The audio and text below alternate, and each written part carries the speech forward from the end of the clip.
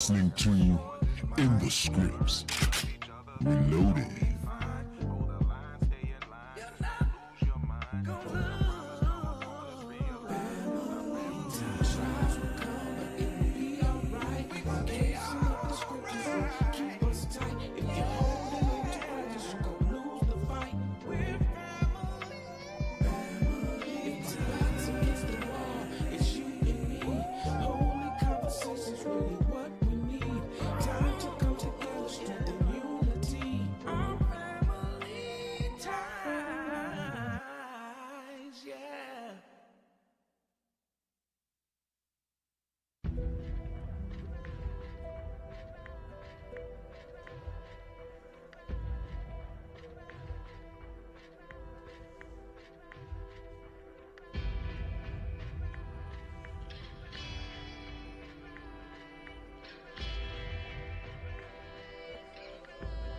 You're listening to In the Scripts, Reloaded.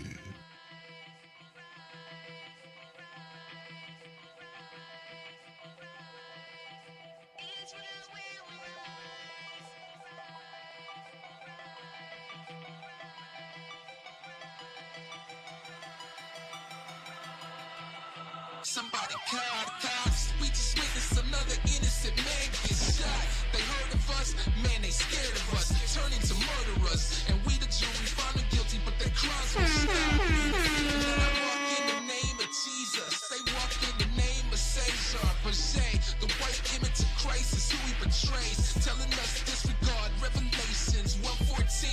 And when the truth comes out, they ask, does color matter? I asked them, did it when we got scattered, when they raped our women, murdered our children, and at the end of the day we still weren't paid, working for breadcrumbs, last hired, request the Sabbath off, first fired, no regards for the name of Jesus, but in God we trust, his words won't leave us, his laws ain't grievous, converting the souls, we should have kept the laws when we first was told, now we out here marching, looking for a strand of hope, but God's laws we won't hearken. You're listening to In the Scripts, Reloaded.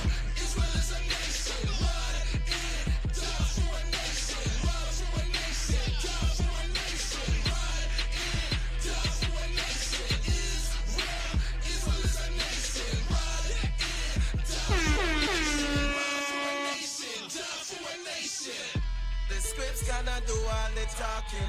Some don't like what they hear and keep walking. Soon as you look up on police chopping, cause it up and they just won't hearken. Got to know who we are cause we forgot. Or it's more at the prisons, the rope and the gunshot. Don't have to tell you that the streets are hot, but it's time you know about them secret plans. Black and brown at the bottom at the top. No, the protest won't make it stop. Well, our black skin is seen as a black, and the slums and the ghettos are signed or a lot. Some put them trust in the Constitution, but why the pipeline to prison institution? Why black Christ get a white dilution? Why our nationality still a confusion?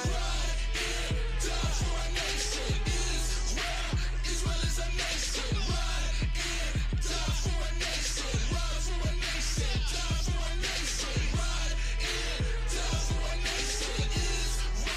Israel is a nation. Ride for a nation. Ride for a nation. Die for a nation. You're listening to Posted on the corner with In the the mic, a couple Scripts, verses. They spread light to the Reloaded. dark like a sunrise.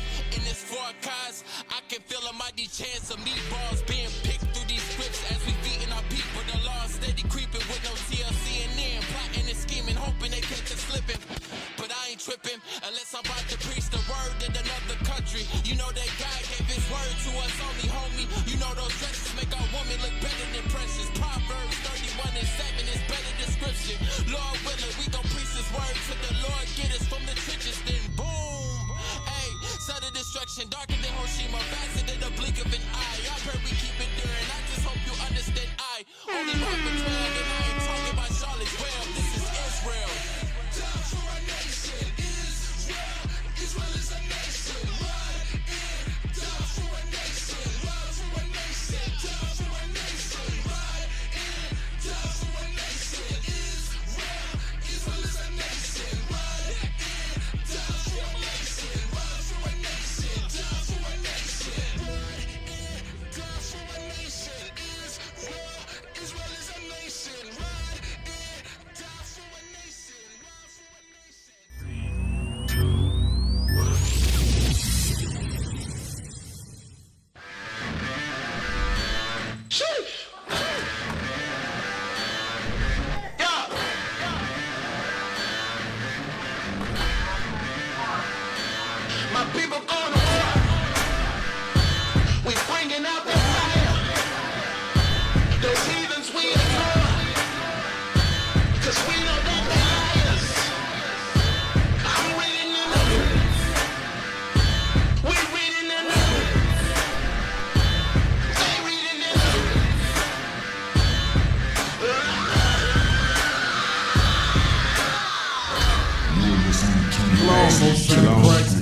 Woo! Y'all are tuned in to Inner Scripts. Reloaded. Take these off till y'all That's a fix lot that. of noise. Who I got on my left? Officer Yacoub. Who I got on my right? Officer Shema. Who I got on my far right? Officer LSJ. Far right. Officer Jacob. Far right. Officer Kashaw. All praises to the Most High. So we got a good show. We got one of them shows for the men. Right. To better us all, help us reflect on things that came out at men's conference. Yes. And I was thinking, from last week, I was like, let me find some of the most depressing stuff I could find. Brothers past and all that, insecurities. I'm like, brothers we ain't really digging back like that. Right. Like depression and shit and anxiety and all that. It ain't really nothing to go back to like that. Yeah. Your daddy did stuff to you, your uncle, all that. Get over it. Yeah. Get over it and keep it moving. You got to grow from it. Right. Those are the scabs in your life to make you stronger, make you Right. better. So Build character. build character. That's right. Build character. All right. Learn what not to do for yourself in the future. All right? Learn what not to do with your children, your sons, your daughters. Right. So yeah. So we're gonna go into some other things with the men.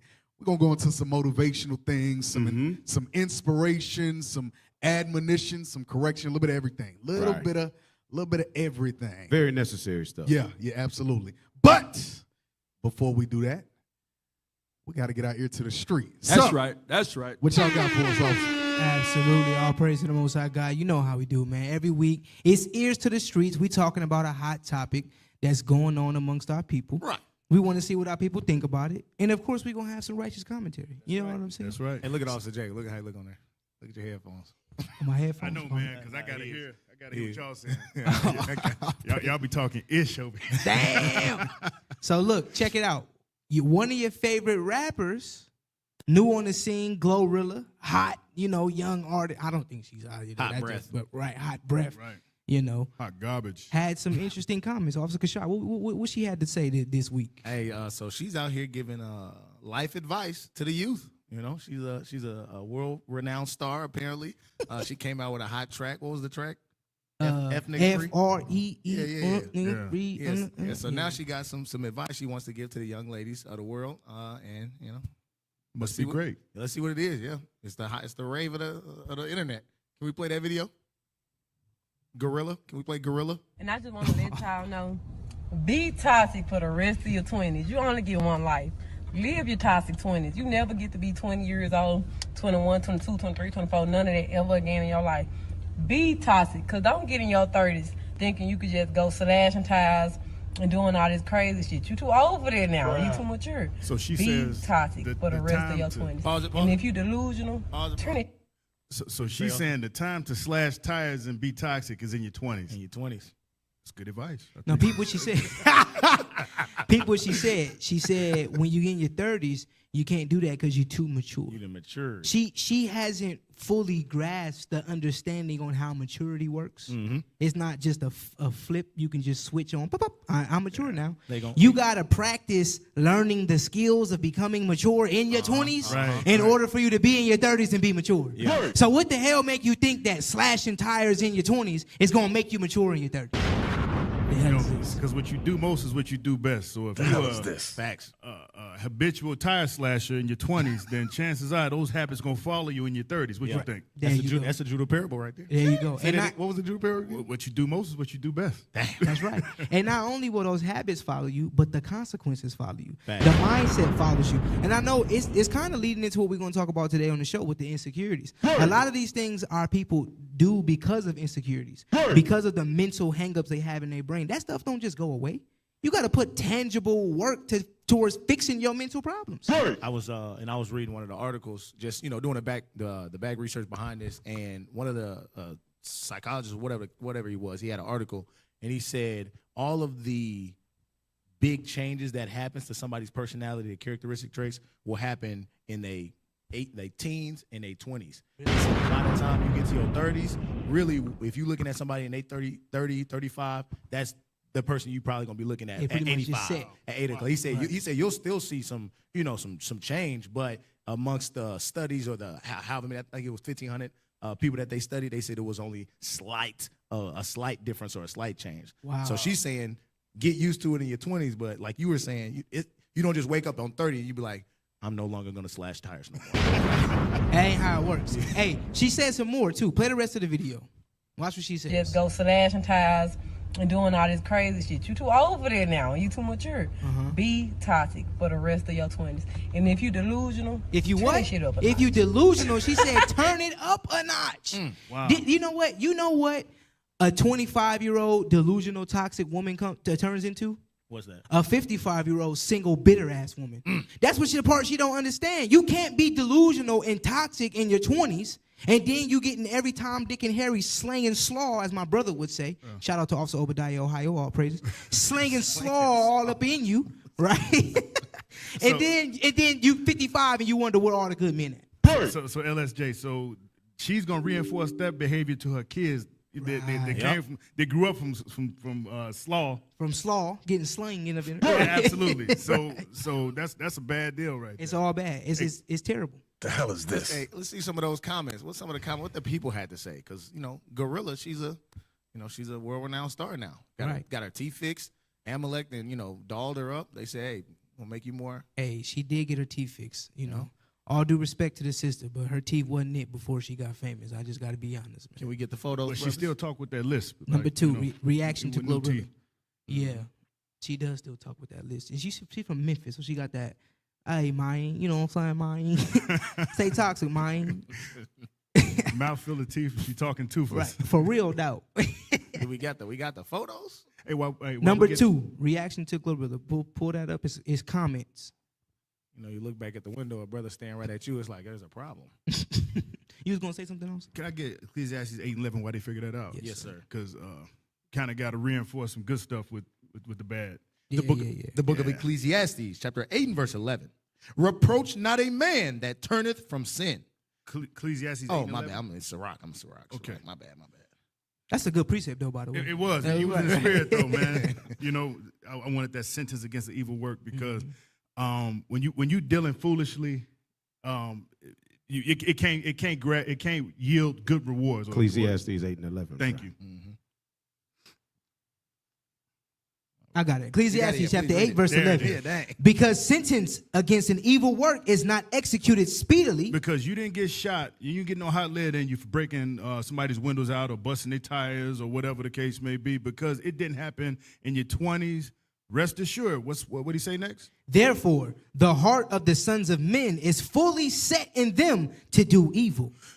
Like Kashai, you said, you early childhood development, even early adulthood development.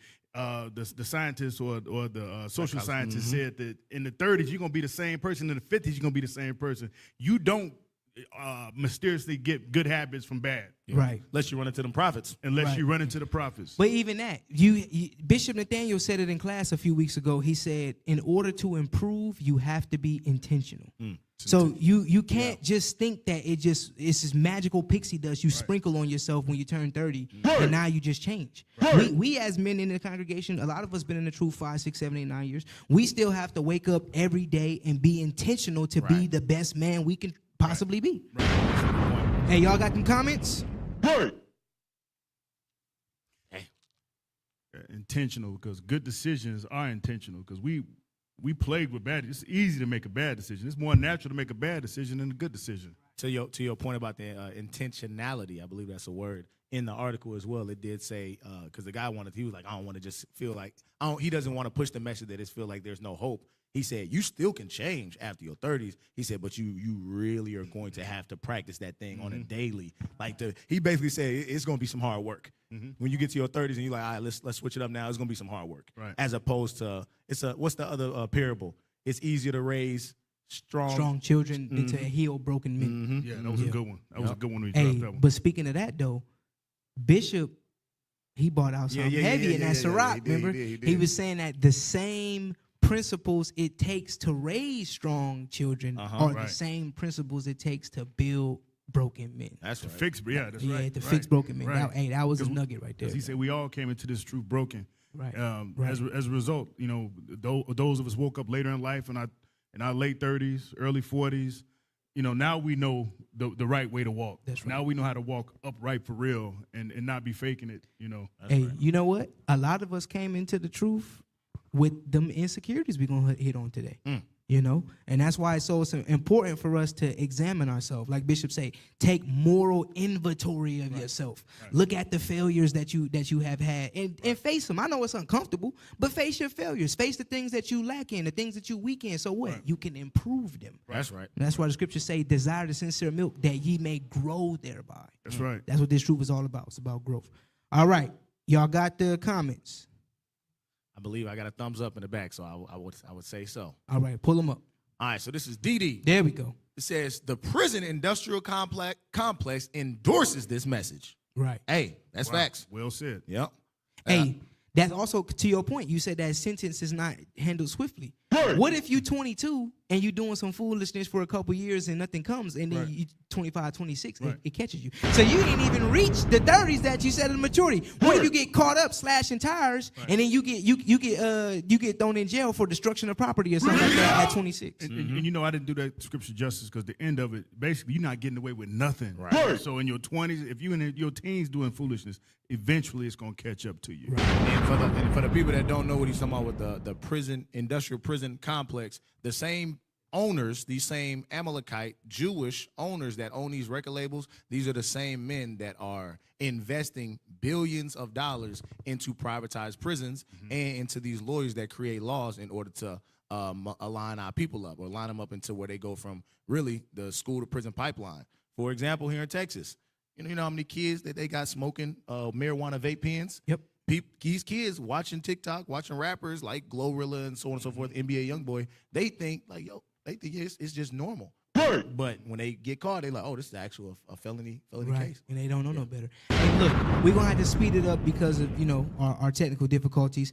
We're going to jump straight to the Idumean moment of the week. I just got to say this real quick. I'm glad we got this back, right? Yeah, we missed it a couple weeks. Uh-huh. We came back with a bang last week with the ass sniffing. You know what I'm saying? And we got another crazy one. We got a captain like that one, man. He kind of frowned upon us, man. He's a serious dude, man. Yeah, man. Hey, Officer Kashah, man, what we got for Idumean moment? I just want everybody to know, man, if you've been using irons normally, how we would normally use them, in the laundry room, in the living room when you watching TV, it's just a testament of us being in captivity. All right, can we play this Edomite moment of the week, to show you that we are in captivity?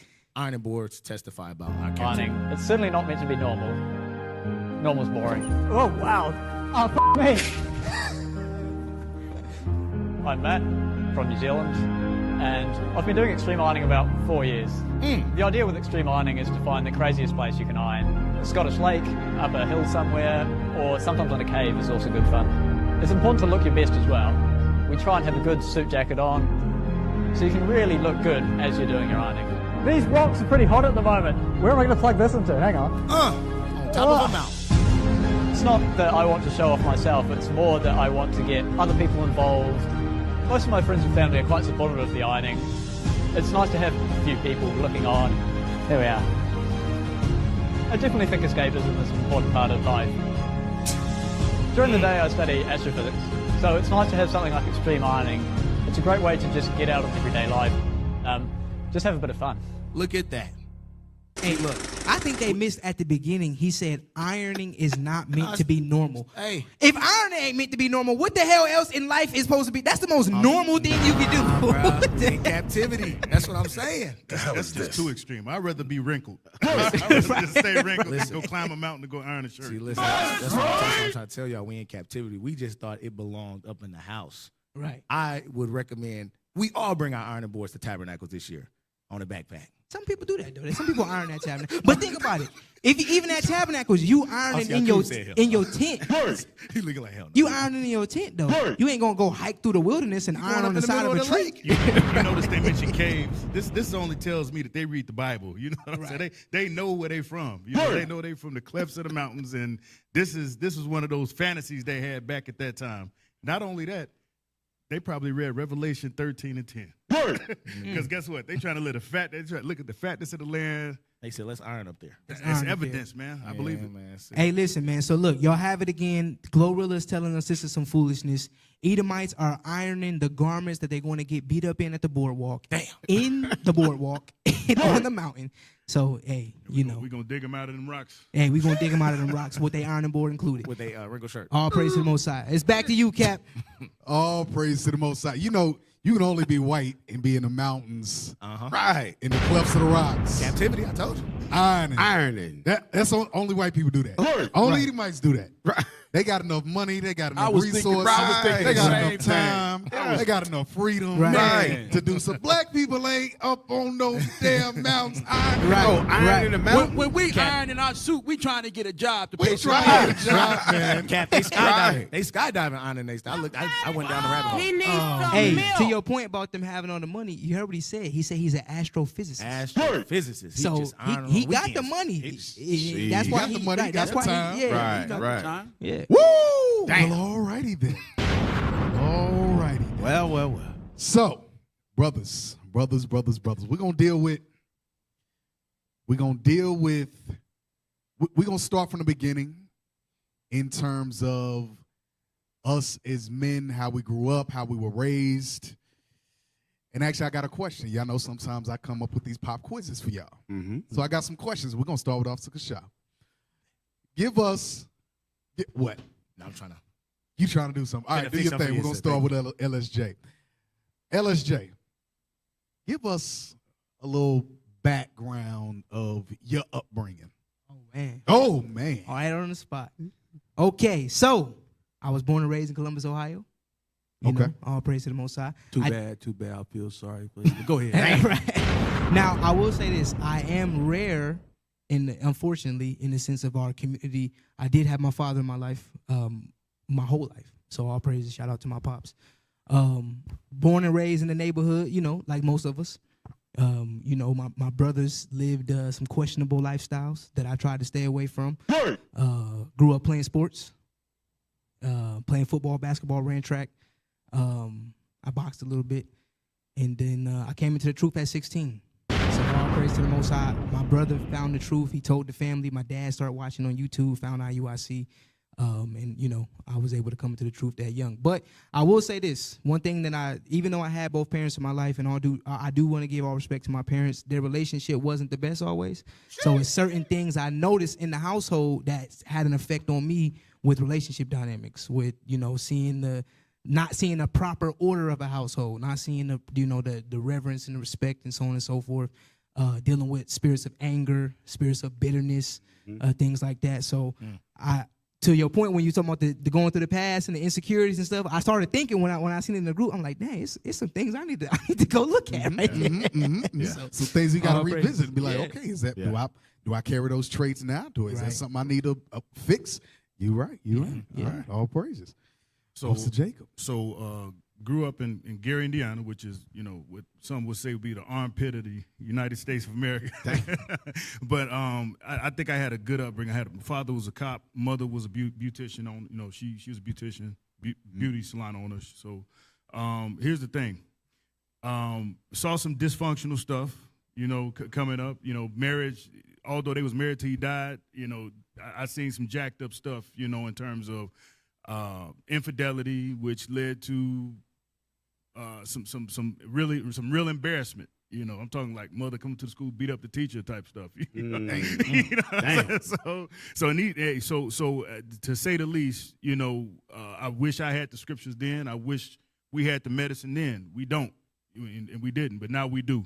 So if they take heed to what's coming out right now that the water's rising, I think that more families can be saved through these scriptures. All praise. Officer Yakub. I grew up dysfunctional as hell. So even though I grew up with in my age group, a lot of us had stepfathers in the house. So I grew up with a stepfather in the house, but he worked all the time. And besides working all the time, when he was home, he didn't have much interest in doing anything else. I don't ever remember him being at any events, you know, sporting events. He gave me all of the daddy talks and everything, so he was my father. But my mom ran the house, and my mom ran everything. And to be honest,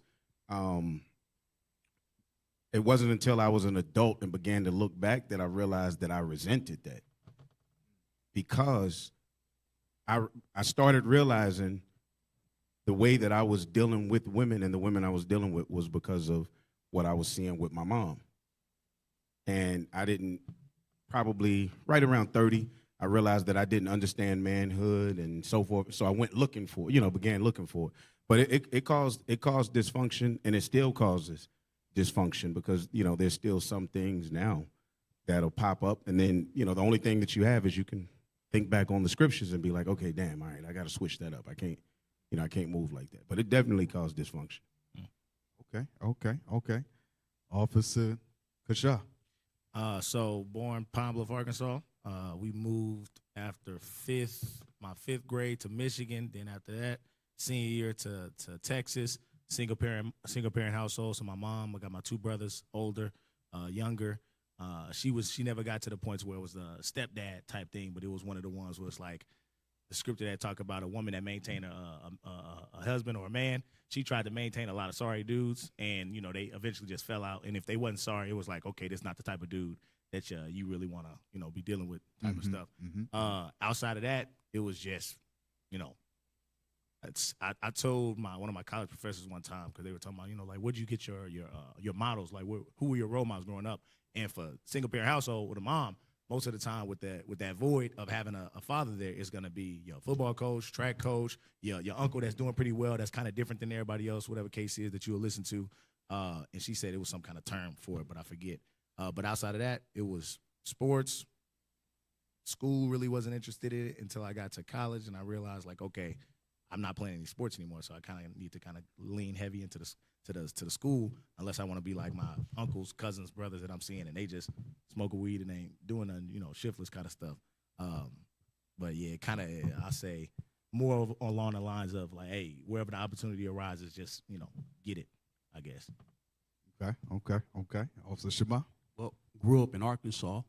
My story kind of similar to Kashad's, because I grew up in Arkansas. Then during the Industrial Revolution, my parents moved to Michigan. But in Arkansas, my grandma raised me. My parents got a divorce.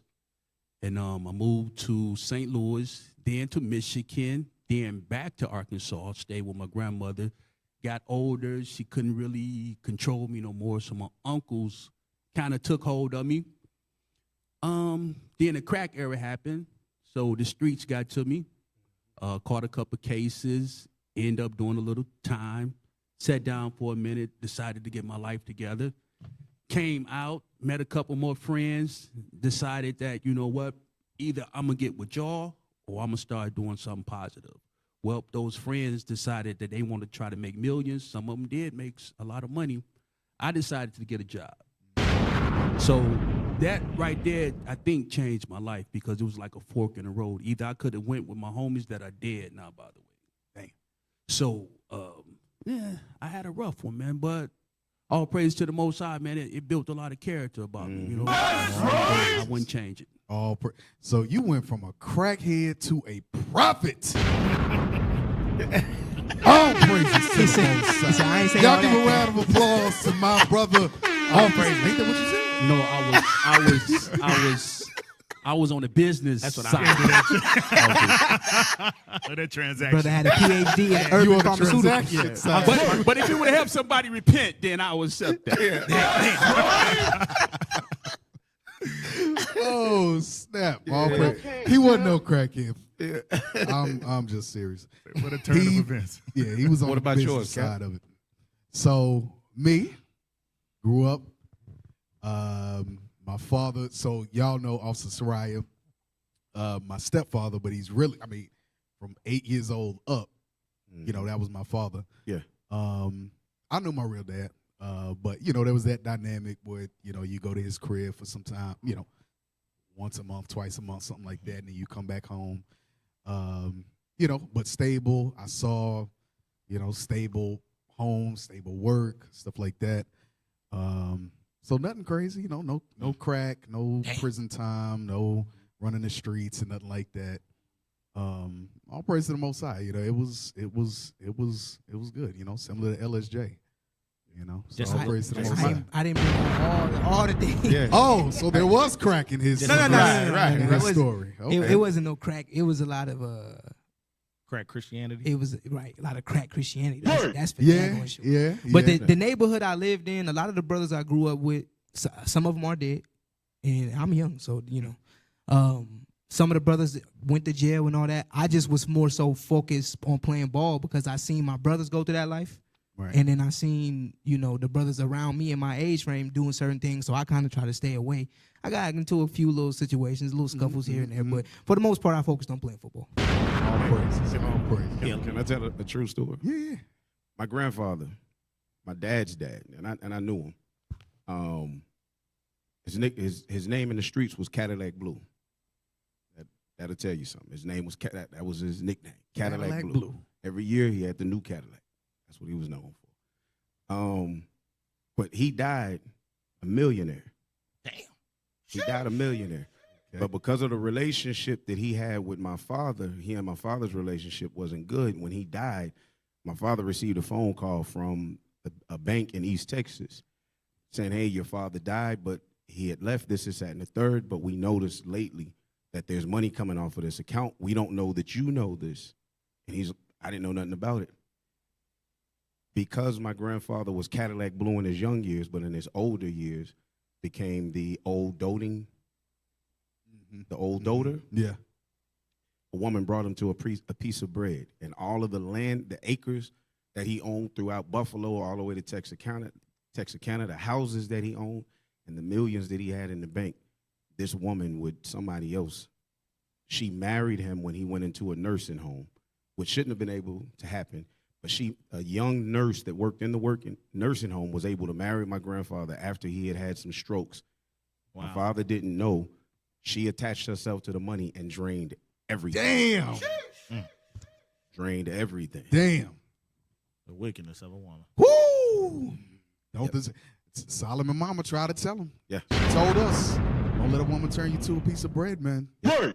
Damn, lose everything. And for us, and I'm talking about black people, that's, even if not necessarily millions, we have a lot of those stories where we can't pass basic, even if it's just one crib. Yes. Right. There's so much dysfunction within, oh, that was just my baby mama, that was just my baby daddy. Oh, well, your daddy had this over here, but you can't inherit none of it because they wasn't married, and he had it. Like, damn, imagine if we just had a righteous marriage, and we raised righteous seed, and where would we be at right now? But then again, those are the curses. Those are the curses. Well, it's the title that the insecurities of life. Yeah. And you know what's funny too, Cap? When I think about it, I had got a scholarship to a JUCO for a trustee leadership, right? For just being a leader and being, in my academics, right? I just imagine sometime if I would have had my mom and pops at the house, what would have happened? Would I still would have been out there wilding? Could be. You know what I mean? Sometimes a kid just need guidance. You know what I mean? It's the truth. But I'm not blaming them. You know what I mean? But sometimes I wonder, like, you probably could have did a little. I'm not doing. I'm in the spot where I need to be. Right. Yeah. I'm next to Cap, so I'm straight. You know what I mean? I can deal. I'm good. Life is good now. You know, I'm on my way to the Cap. I ain't got nothing to complain about. But you know what I'm saying, though. But like Cap said, men, think about it. All of us just heard those stories. And unless you had told me those stories, I would have never known, because we don't see the pain on each other the same way that we do with women, but we see the effects of it. Right. We see the effects of it. Right.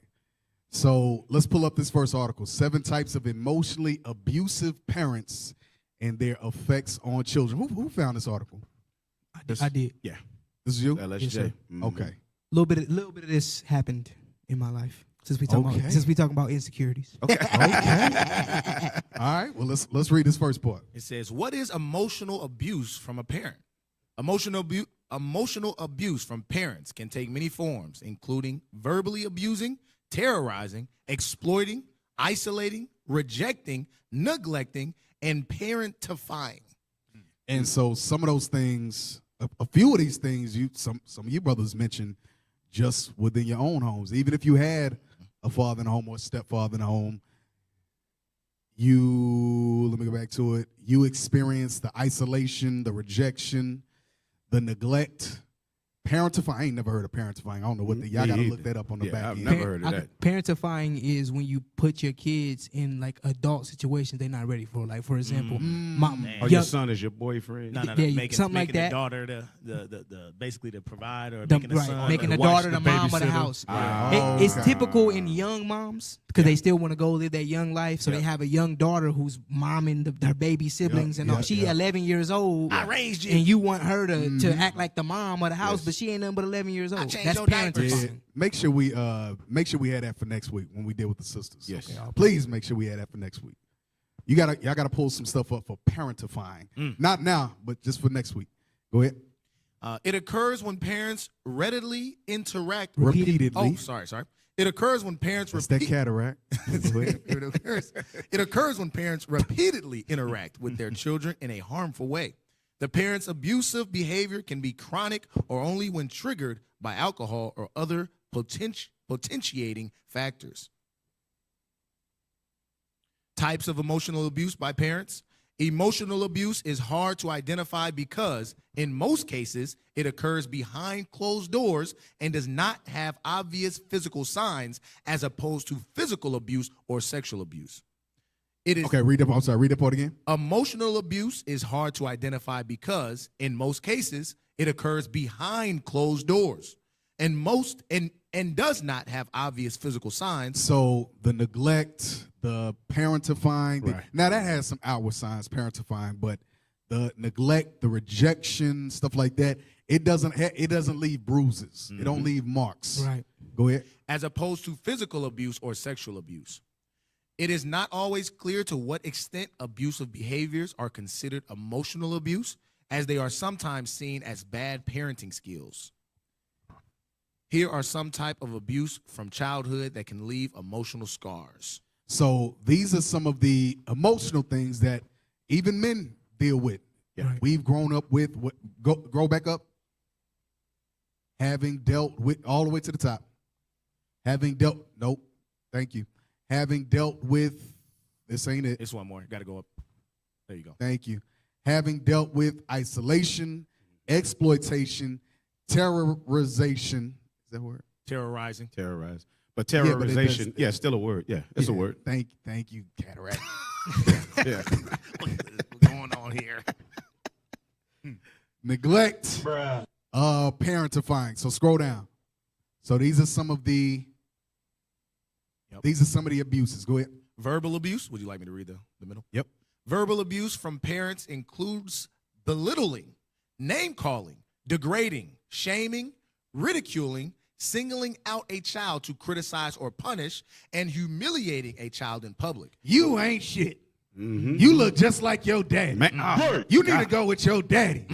Y'all help me out with some more. Your daddy ain't. So you ain't gonna be. There you go. Y'all act like I ain't raised y'all good. Right. Hey, I got one for you. How about your mama gossiping to her church friends about her kids as if she wasn't half the person in raising them? These kids doing this and that, and I used to sit back and think, You'll like, be sitting there. you raised And me. like, You Mom, was I a can hear part of you. it. Right. Mom, I'm right here. She in looking the right at you. room. She looking right at you in the eyes. Yeah, right. Yeah, Somebody he else. ain't shit. Yeah. I knew he wasn't gonna be shit. He looking right at me right now like he ain't got nothing to do. Right. And that's terrible because that's one of those things. If your daddy ain't SH, right? If your daddy ain't shit, I'm gonna just say it. If your daddy ain't shit, you as a kid, even though you don't really know that, you know that, right? Because your grandmama, your auntie, everybody around is saying your daddy ain't shit, right? So as a kid, you know how a kid has big dreams. What do you want to be? Oh, I want to be a police officer. I want to be an astronaut. I want to be a scientist, right? A kid has dreams. But when you do something or several times do something, your mama say, you're going to be just like your daddy. Right. Well, as a kid, you recognize your daddy ain't shit. So what is your mama telling you? You ain't gonna be shit. Right. You And- can't be that police officer, that scientist, Yes. that this and that. And Right, now you live your life trying to overcome the fact that she just said you're going to be like a man who you know ain't shit. Officer, can I say something to that? To that point, and similar to what we were talking about, the things that happen in your 20s and early ages, they don't just disappear once you turn a specific age. They stay with you forever. And Esau will document everything. I remember my first year teaching. I'm in the middle of class, and one of my students came up. You know, they technology savvy. Came up with like, "Mister, I found you on the internet." This is before my name was changed. it's an image of a mugshot of my pops going to prison. Dang. Not me, but we look very similar. Yeah. Like this is. I'm like, what is this? I don't know who this is. Click. Yeah. And I'm like, Damn. yeah, I need to go ahead and get my name changed. Yeah. Oh shit. Damn. Hey, Damn. Oh, pretending to be an FBI agent, robbing Yeah. people in Little Rock. Yeah. God, dog. He said, "Mister, is this you?" I said, "I ain't read this article." Damn. Your face cracked when you see that. Right. I said, "I'm about to get fired." Cause you got to shuffle, bro. Like, what the hell am I gonna do? Right, but your heart probably dropped to your toes. Yo, you know another one that we don't often talk about, like in black communities, colorism. Like, Yes. you too black, you too light. So people be having like effed up images of themselves, thinking, I need to be lighter, I need to be darker, or you know what I'm saying, and hating their own skin complexion. When no matter what color of black you are, you're beautiful according to the Bible. That's right. And you know one thing, this is why Christianity is a hell of a drug, because what you just said, you too black. You're black, filthy, ungodly black Right. Oh skin. my God. Right. Bring it out. Right. And your own mama is telling you this. Where you think she got that from? Yep. Right. She's seeing white Jesus, white angels, Right. or white God every Sunday, every Bible study Wednesday, every choir rehearsal on Saturday. That's what she's seeing. From generation to generation. Generation to generation. So then she got a black child. Yeah. Right. She said, well, damn, you ain't like my Jesus. You don't look like my Jesus. That's right. So you ain't going to be SH. That's right. That's right. Right. Now, I was going to say something. I think I forgot. Don't make you get a Jerry curl because your head not. Yeah. God, dog. That sounds like some pain. Texturizer, yeah. You had Hey, a script for it, Cap, Cap. while you looking for it, can I pull Go ahead. some? Get Isaiah 52:1 real quick. Because you made a point, you said about how we go into church and we thinking about the white Jesus, the white angels, the white this and that. It's constantly being reinforced of godliness, of holiness, of purity is of our counterparts. Watch this verse. Watch this. Read. The book of Isaiah, chapter 52 and verse 1. Awake, awake. Put on thy strength, O Zion. Put on thy beautiful garments, O Jerusalem, the holy city. For henceforth there shall no more come into thee the uncircumcised and the unclean. The Bible says to put on thy strength and put on thy beautiful garments. That's why when you look around the school and we have the pictures of our forefathers in their garments, in their royalty. When you see the bishop and the leadership, and then when we do the men's conference, they got their garments on. They looking like the superheroes. That's why it's so important for us to have that image. When we march through these cities, we march through Baltimore, we march through Memphis, we march through Chicago. You see them little boys looking at us? Right.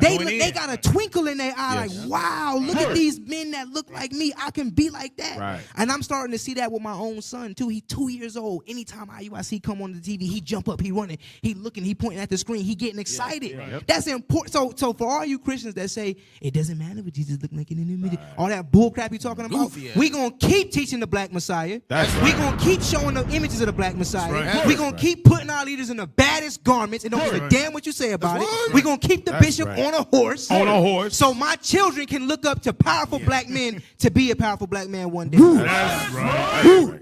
Bishop might come in on an elephant one day. That's good stuff. That's good stuff right there. Oh, snap. Hey, get Sirach 28. So, going back to the verbal abuse, it includes openly telling children they are worthless or calling them derogatory names. Sirach chapter 28, verse 17. The book of Sirach, chapter 28 and verse 17. The stroke of the whip maketh marks in the flesh. That's why I said what we're dealing with is not so much physical. A whip will make marks in the flesh, right? Go ahead. But the stroke of the tongue breaketh the bones. But the stroke of the tongue will break the bones. It will break a spirit. Right. So you got this young boy, 10, 11, 12, 15, 18, whatever years old, and all he's heard his whole life, he ain't SH. Where you think he gonna go to get some encouraging words? He gonna go to the streets. Right. He gonna go to the niggas that's on the corner. Because they tell him, yo, you get some money. Get out here and get some money, man. You see, we got all the hoes. We got all that. Right. Yeah. He gonna go somewhere where he can get some encouraging words. Right. He has not seen the police officer, the doctor, the brother that's in IT. He hasn't seen the father that's worth SH. Yes. Right. In his Right. words. Right. Even though his ain't SH mama married a ASH Negro. Right. But that's another story for another day. Right. That's another show. That's another show. Hey, Cap, there's more on that. No. I'm gonna get to it, but so he ain't seen no positivity. he hasn't seen no positivity. Yeah. No positivity.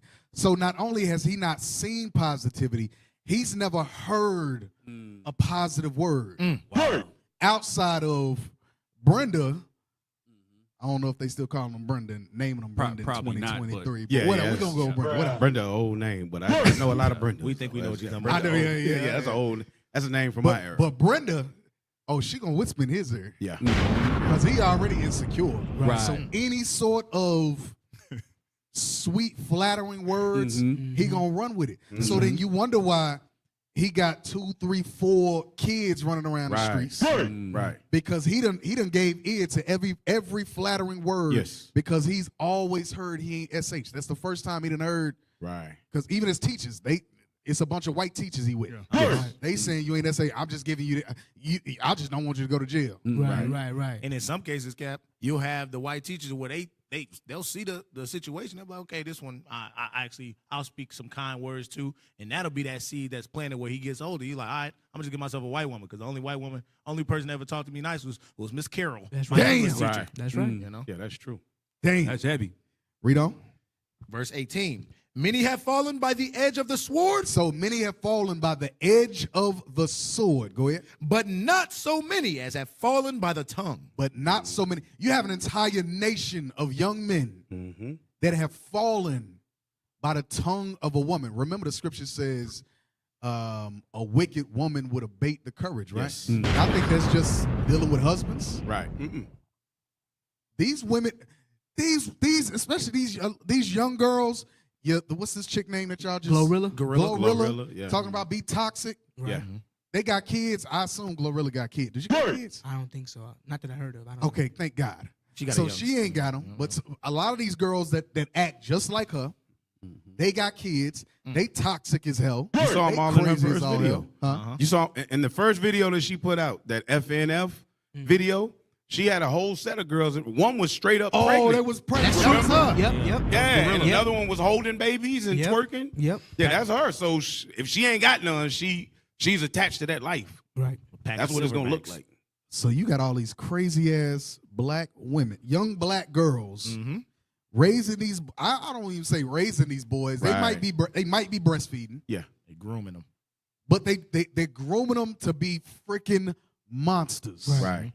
And it says, read that part again.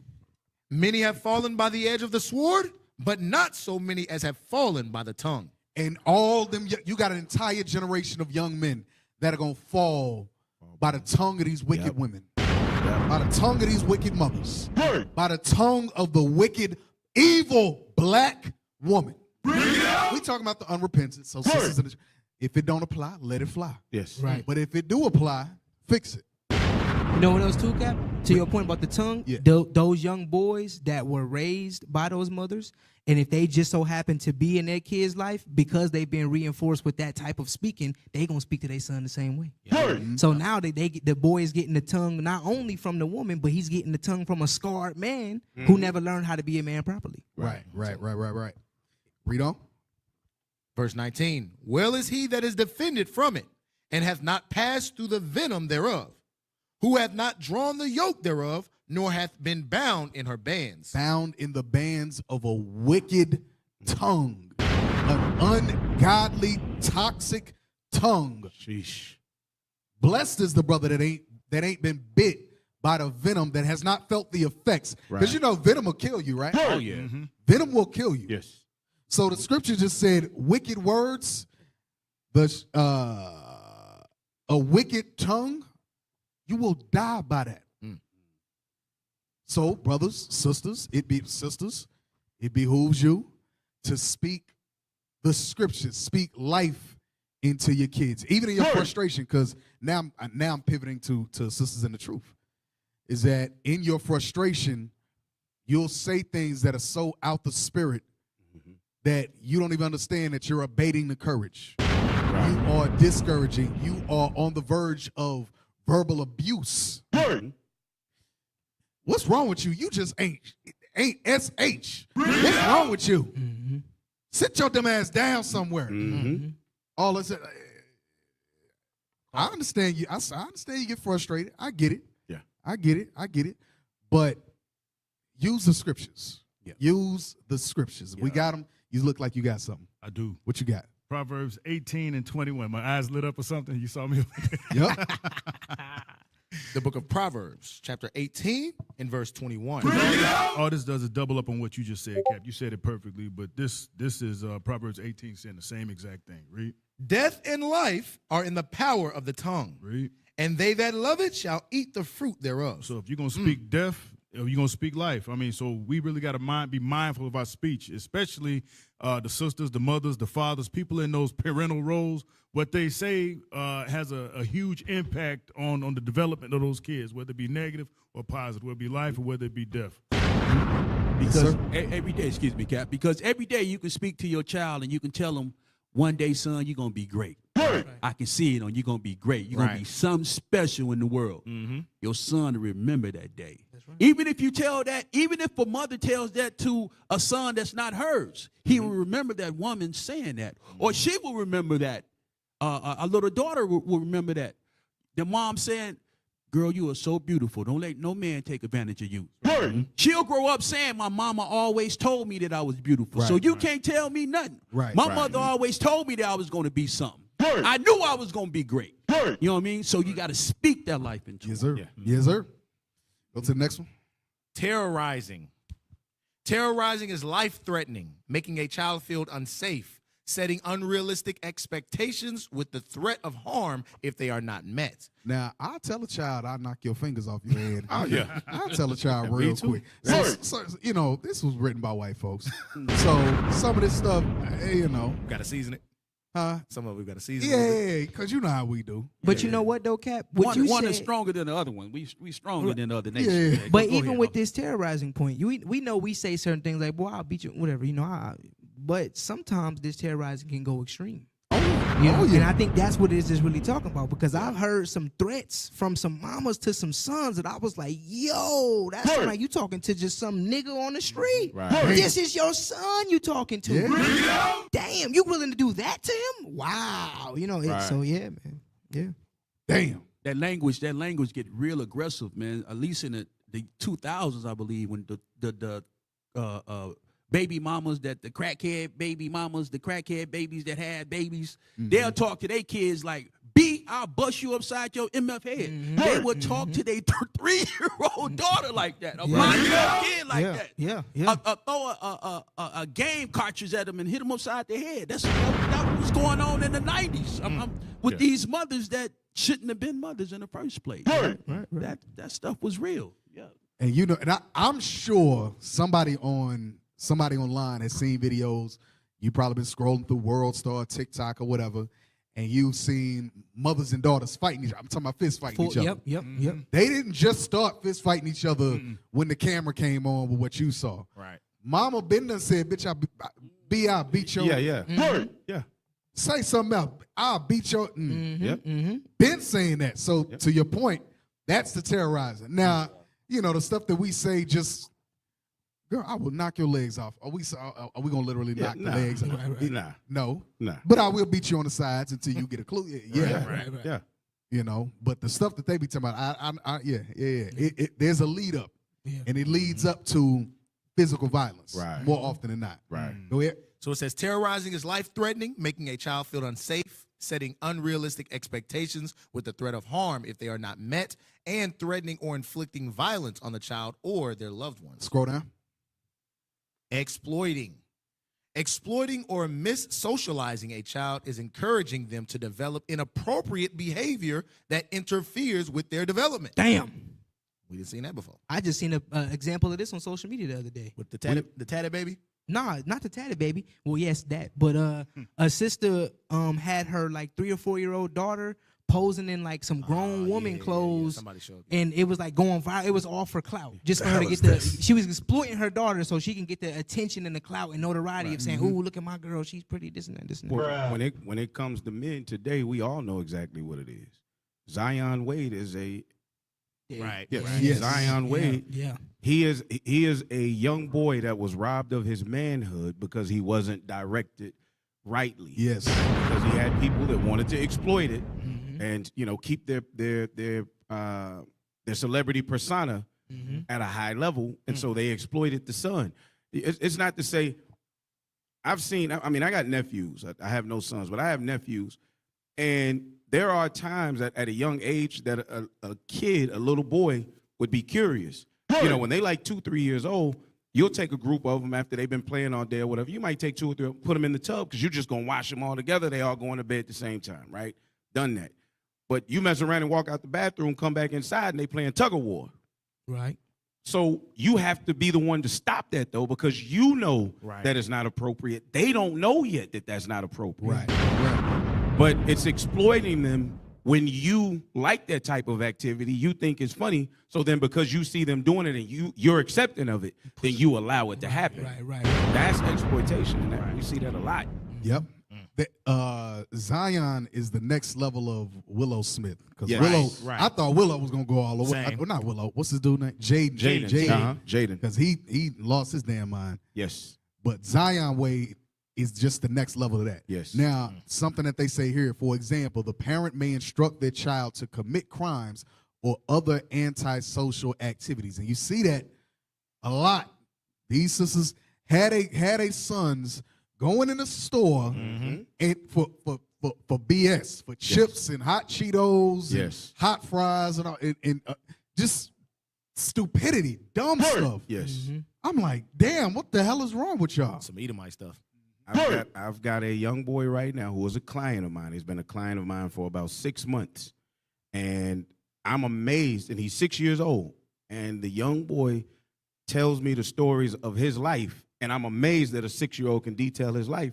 But he told me a story of his mother, because he's adopted now, but of his biological mother would use him to steal from the stores.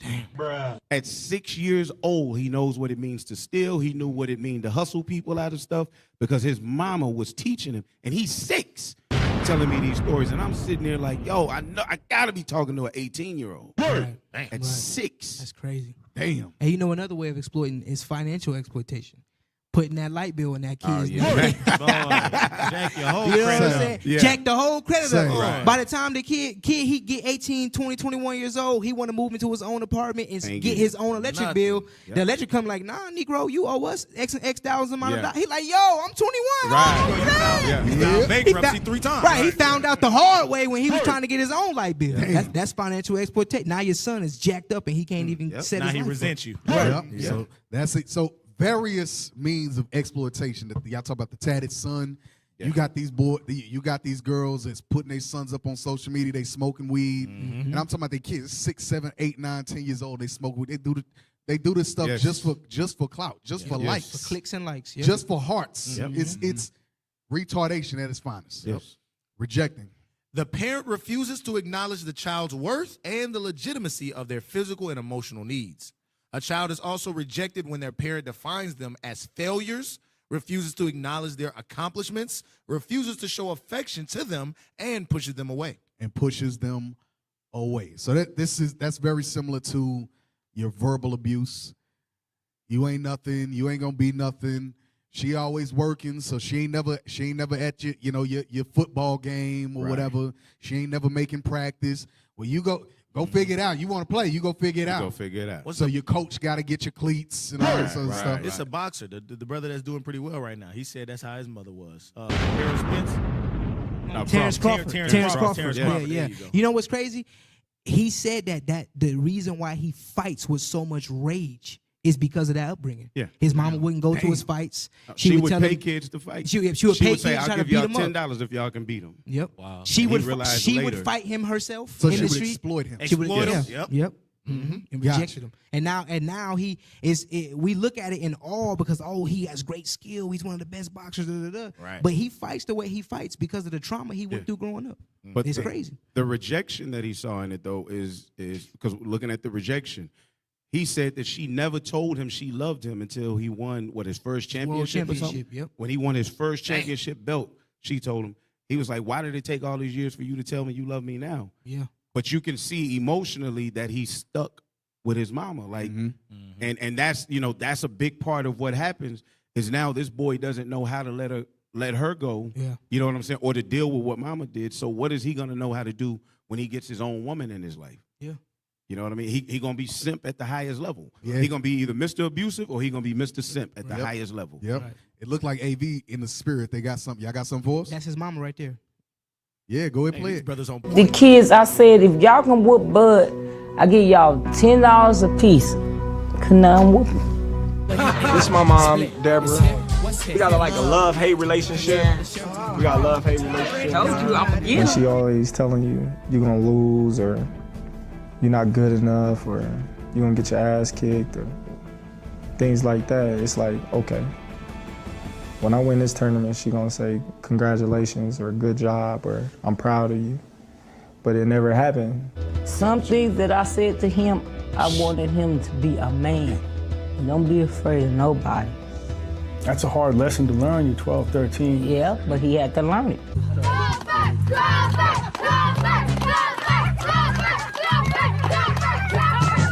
Yeah, that's right. That's his mama. Yes, that's his mama still scoring. It's kind of 13 where I'm from. Where I'm. But see, this is the part that is missed in this is he's the rare case that he turned it into something quote unquote successful. Now we know Greek is fashions and all that, but he turned it into something quote unquote successful. Right. He's now a multimillionaire from fighting. How many of these brothers take that same aggressive fighting mentality and don't do it in an organized manner in the ring, Right. but do it on the streets and end up going to jail or being killed? Matter of fact, Killing they brothers. he actually was like, he got shot in his head.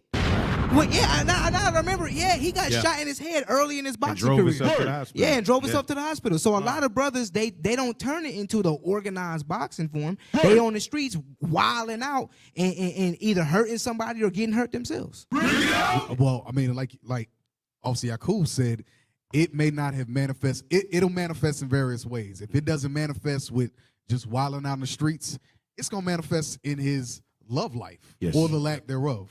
Right. And I don't know what he does in his personal life, but that could take a million different turns. Like you said, is he going to end up being a simp and he's going to have kids all over the place? Is he going to marry some chick that only wants him for his money, and then she going to turn around, they have 1 or 2 kids, and all of a sudden she got him on child support because she always said, I love you. Right. I love you. And that's all. She only loved him to exploit him for his resources, a.k.a. his money. Right. AV, find a picture of his family, because something like Officer said, it is really a rare situation with him. He found a girl when he was a teenager. He's been with her since he was a teenager. They have 2 or 3 children. The girl is not one of those physically fit women that you would think, that a boxer would have. That's him. Yeah.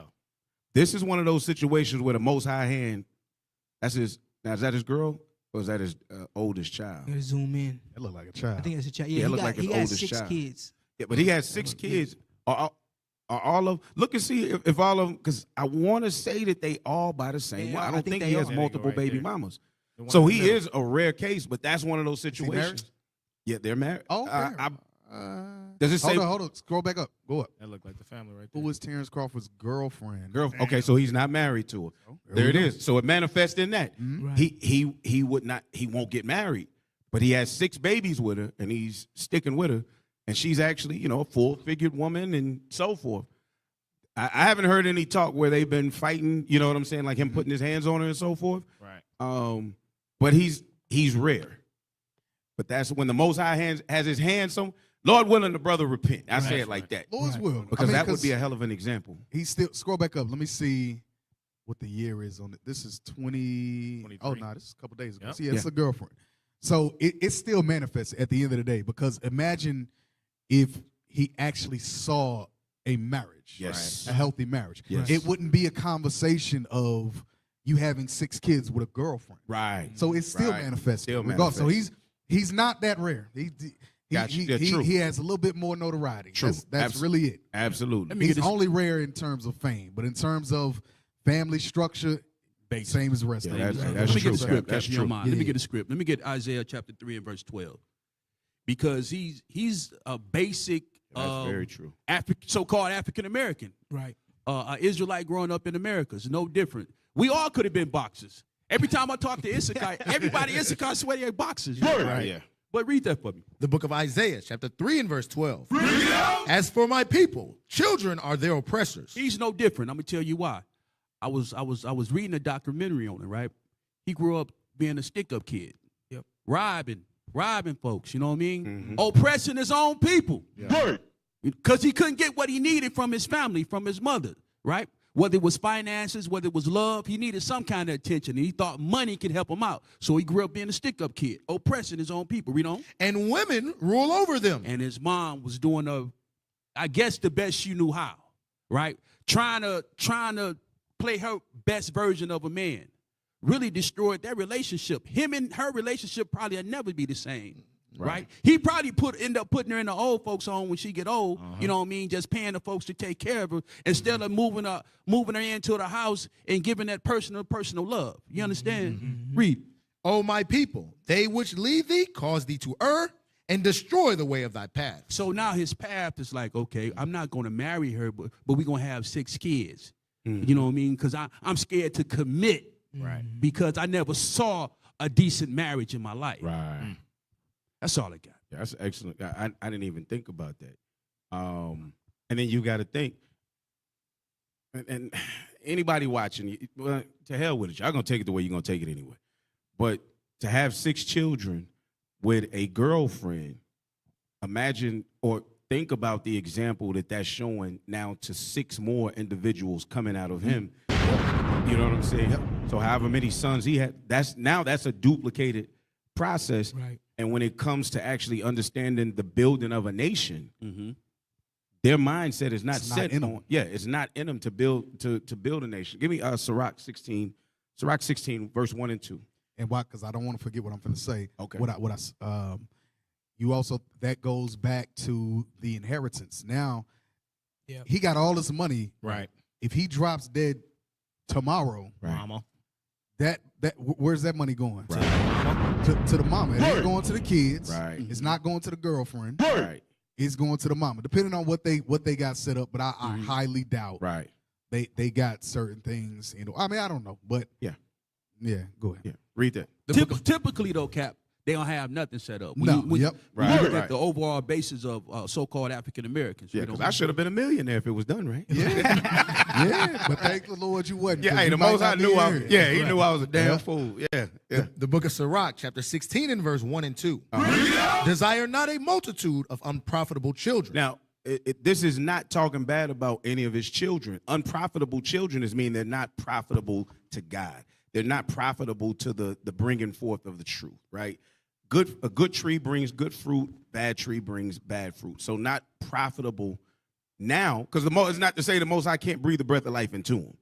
But right now, don't desire a multitude of unprofitable children, meaning children that do not know the commandments of God. Right? Neither delight in ungodly sons. And that's why it says that ungodly sons, those that don't know to keep the commandments. Go ahead. Though they multiply, rejoice not in them, except the fear of the Lord be with them. So you can't even rejoice in having 6 to 8 kids all by one woman, because even though it sounds good, if the Most High is not mixed into it, then it's not built on a solid foundation.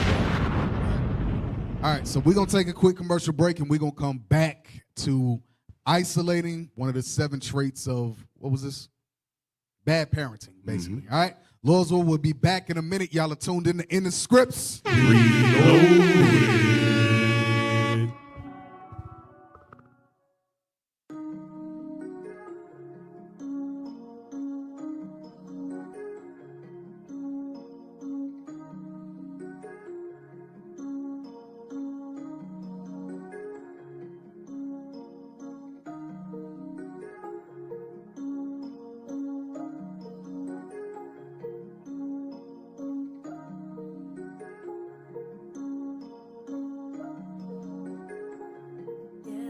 I need salvation from this flesh.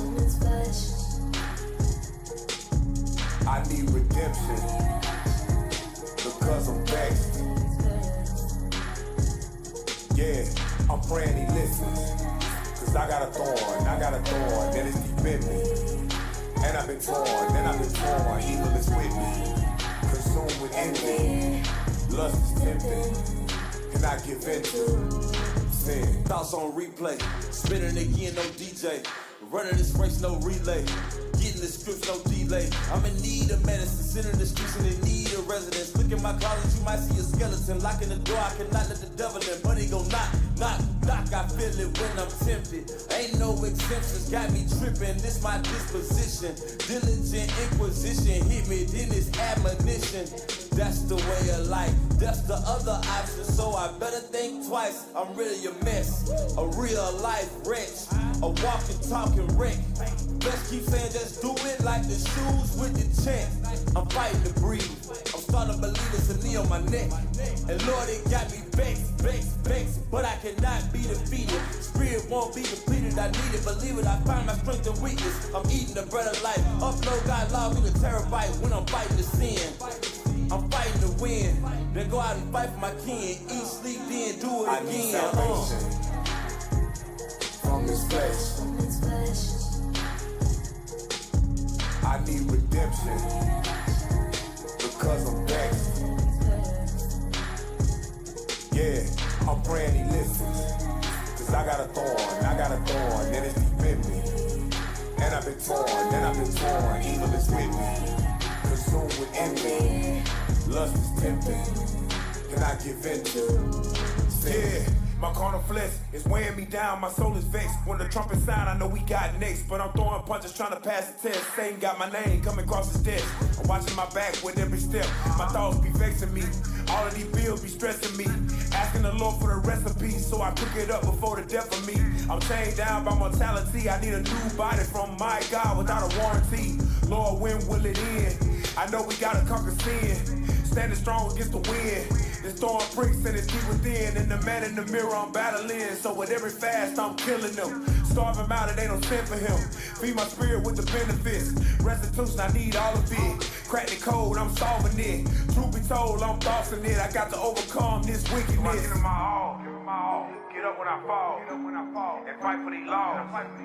Accepting the call, and examine my flaws. Yeah, cause I know that it's me, denying desires in me, and I look to the highest of strength. I need salvation from this flesh. I need redemption because I'm vexed. Yeah, I'm praying he listens. Cause I got a thorn, then it's deep in me. And I've been torn, evil is with me. Consumed with envy, lust is tempting, and I give in to sin. Praise can't let you what you gonna. Praise can't let you where you go. Praise can't let you in the sun. Get them inside what you really gonna do. But am I gonna do it on time? I'm like, get me now, look at me now. I need a fight now. Don't catch me. Save me from myself, I'm dangerous. I'm leaving, says enough. Everyone else to the scriptures on the lust. Don't feed it, solving it out. Make it throw in the top. Don't let it run.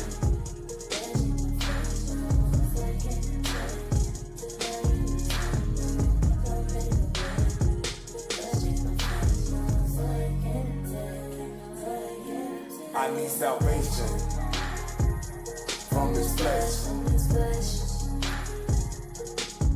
I need redemption because I'm vexed. Yeah, I'm praying he listens. Cause I got a thorn, then it's deep in me. And I've been torn, evil.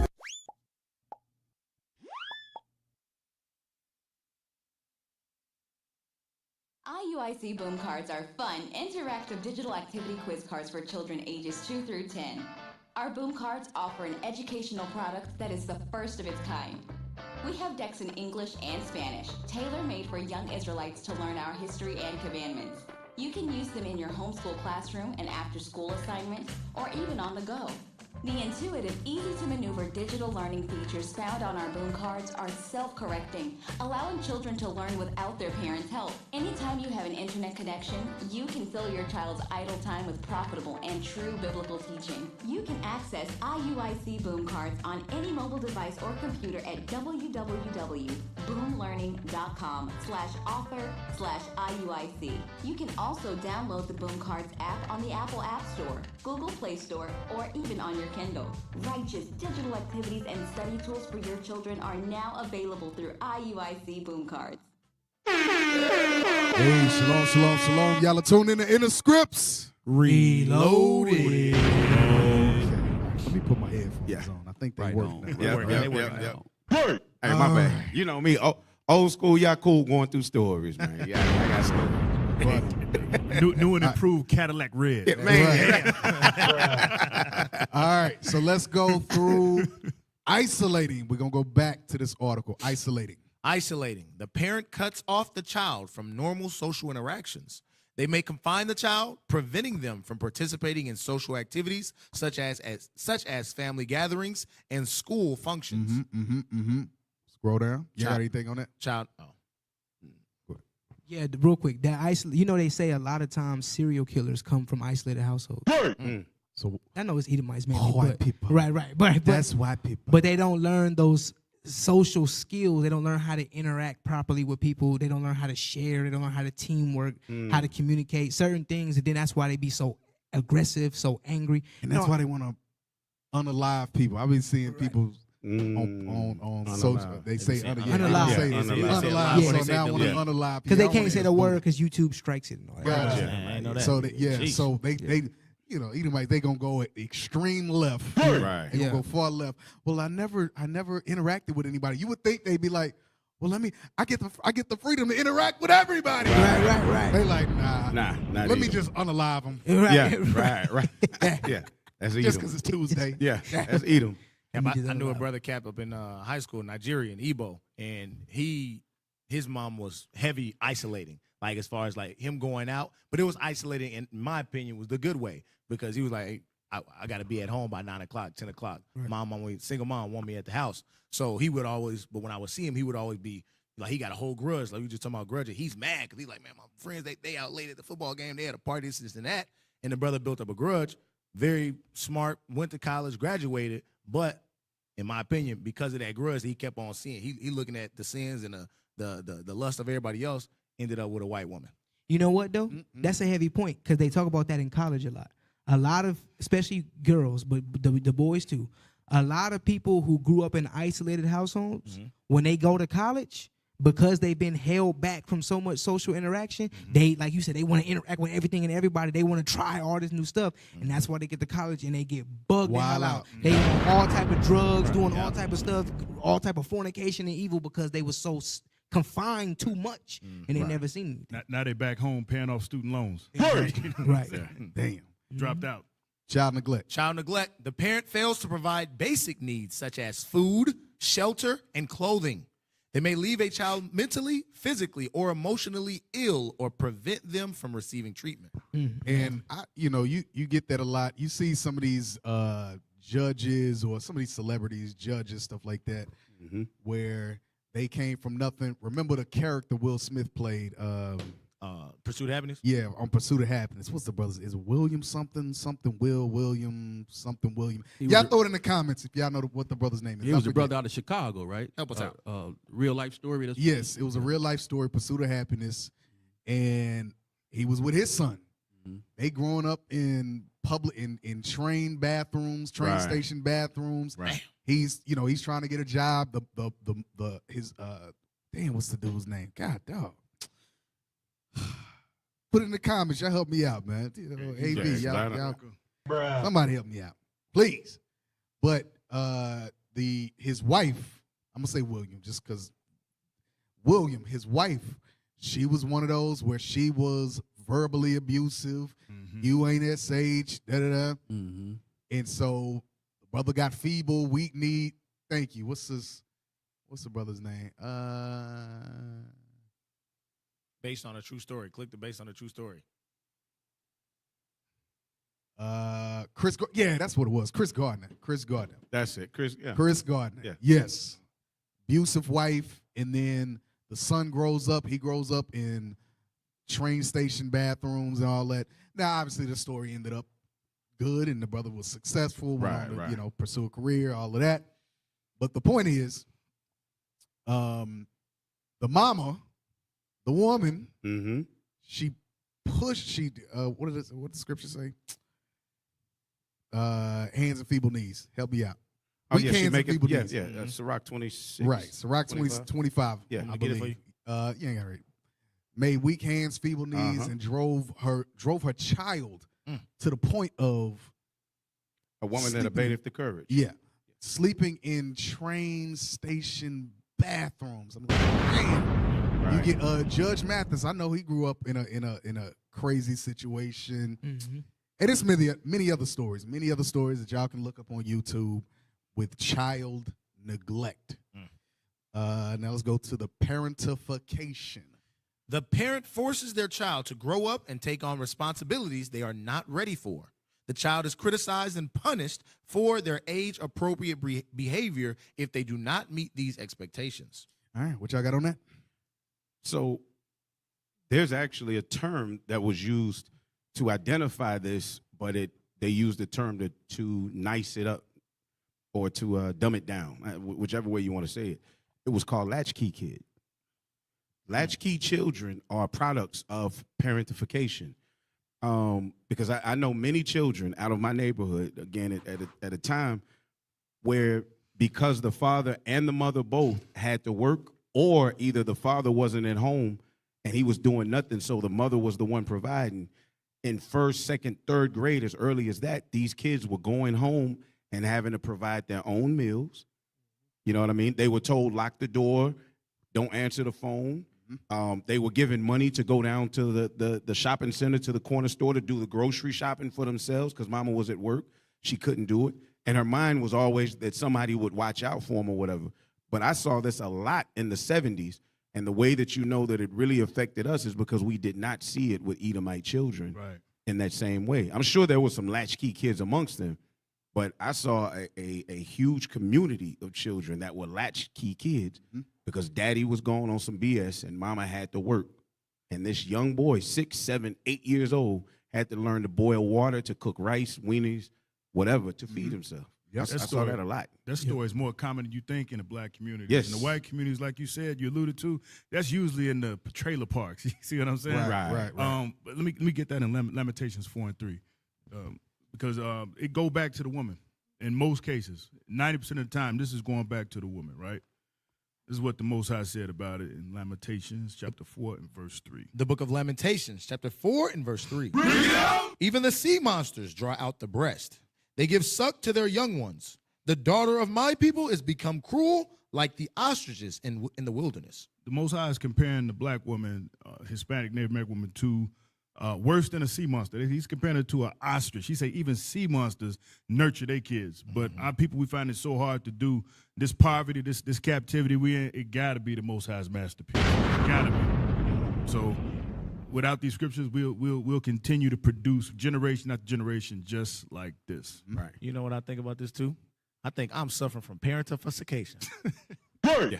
You suffering from that? I'm suffering from that right now. Why? So listen, I'm gonna tell you this is just the truth. So 30 years old, all praise to the Most High. Got a wife and 2 kids. My mama right now, she expect me to pay her bills too. Oh man! I'm like, wait a minute. Like what? Yeah. And I got 2 brothers that they not helping out. And I'm The like, hell these is this? 2 boys, they live with you. Right. I be having to let them know, like, mama, I got a wife and 2 kids. Right. So like I know when parents get older, help them out. But I'm like, mama, you still moving around, you healthy, and you got 2 grown men that's up in the house. Why you mad at me right now? I'm suffering from parentification. Hey, I know of a situation where Real talk. a mother had made her son get a job at a young 13, 14 years old and pay significant bills in the house. Now, I'm not saying that as young men they shouldn't learn, how to work and responsibilities, take care of things like that. Personally, I think you probably learn that better by seeing a father do it and having to do it at 13 years old. But the situation that it created, although it might look like on paper, oh, he's learning certain responsibilities, it created a situation where he was tied to her. Yeah. To where when he grew up to become an adult, he never knew how to live on his own. He never knew how to take care of himself. He couldn't provide for another woman and as a wife and a kid and so on and so forth, or kids and so on and so forth in the family, because he was so stuck to her. Yeah. He always taking care of her, paying her bill, mama this, mama that. Yeah. His life ended up dwindling away. You know? I'll tell you another side of it that I saw. Mothers, because again, in my era, I keep going back to my era because most of y'all won't understand, but it was very common in my era for a household to have 4, 5, 6 kids. Parents had more kids in the 70s, right? So when that dynamic happened of a dad not being there or the mother not being there or whichever, it usually fell on the oldest or the oldest couple of children to raise the younger children. So not only are they having to learn to cook for themselves, they're having to learn to actually cook for brothers and sisters. They're changing diapers. You know what I mean? Like they're actually literally running the house at 10, 11 years old while mama is off trying to provide or daddy, you know what I mean? Or doing, and it causes, I know a lot of people that built up a resentment for children, did not want to have kids because they spent their early years dealing with kids, dealing with their mama's kids. And even though it was brothers or sisters, and they never got a chance to build that brother-sister relationship. They've been parents. Yeah, I've been your parent the whole time. I can see them resenting other kids their age that aren't dealing with those at Yes, all. So that too. Jealousy, envy. And when you think about, because I know we had brought up Dwayne Wade's son earlier, but I remember in looking at some documentaries on Dwayne Wade, and his sister was actually the one that raised him. Right. So you look at how he turned out and how his son turning out. You seeing like, okay, is this the way this thing's supposed to be? Right. Or because this thing could have had been done better. You know, so it's you put a lot of responsibility on a teenager or a young woman or a young man trying to raise children because you couldn't pick a good man.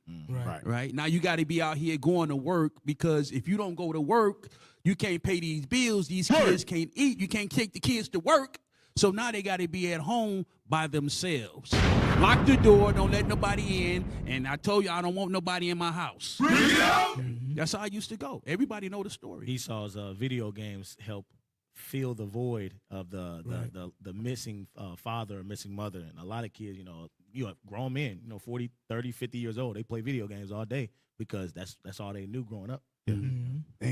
And you think the different generations, like, children from the 70s, children from the 80s, our parents, they went out and they had jobs, so they left the kids at home. Now, in this new welfare generation that generation spawned, now they're at the house all day with the kids. You see what I'm saying? Giving them the bad, reinforcing those bad habits that the kids are picking up on. So, So, brothers, what we want to do now is we're going to give you some motivation to overcome all those insecurity. Matter of fact, pull up the definition of insecure. Let's pull up the definition of insecure.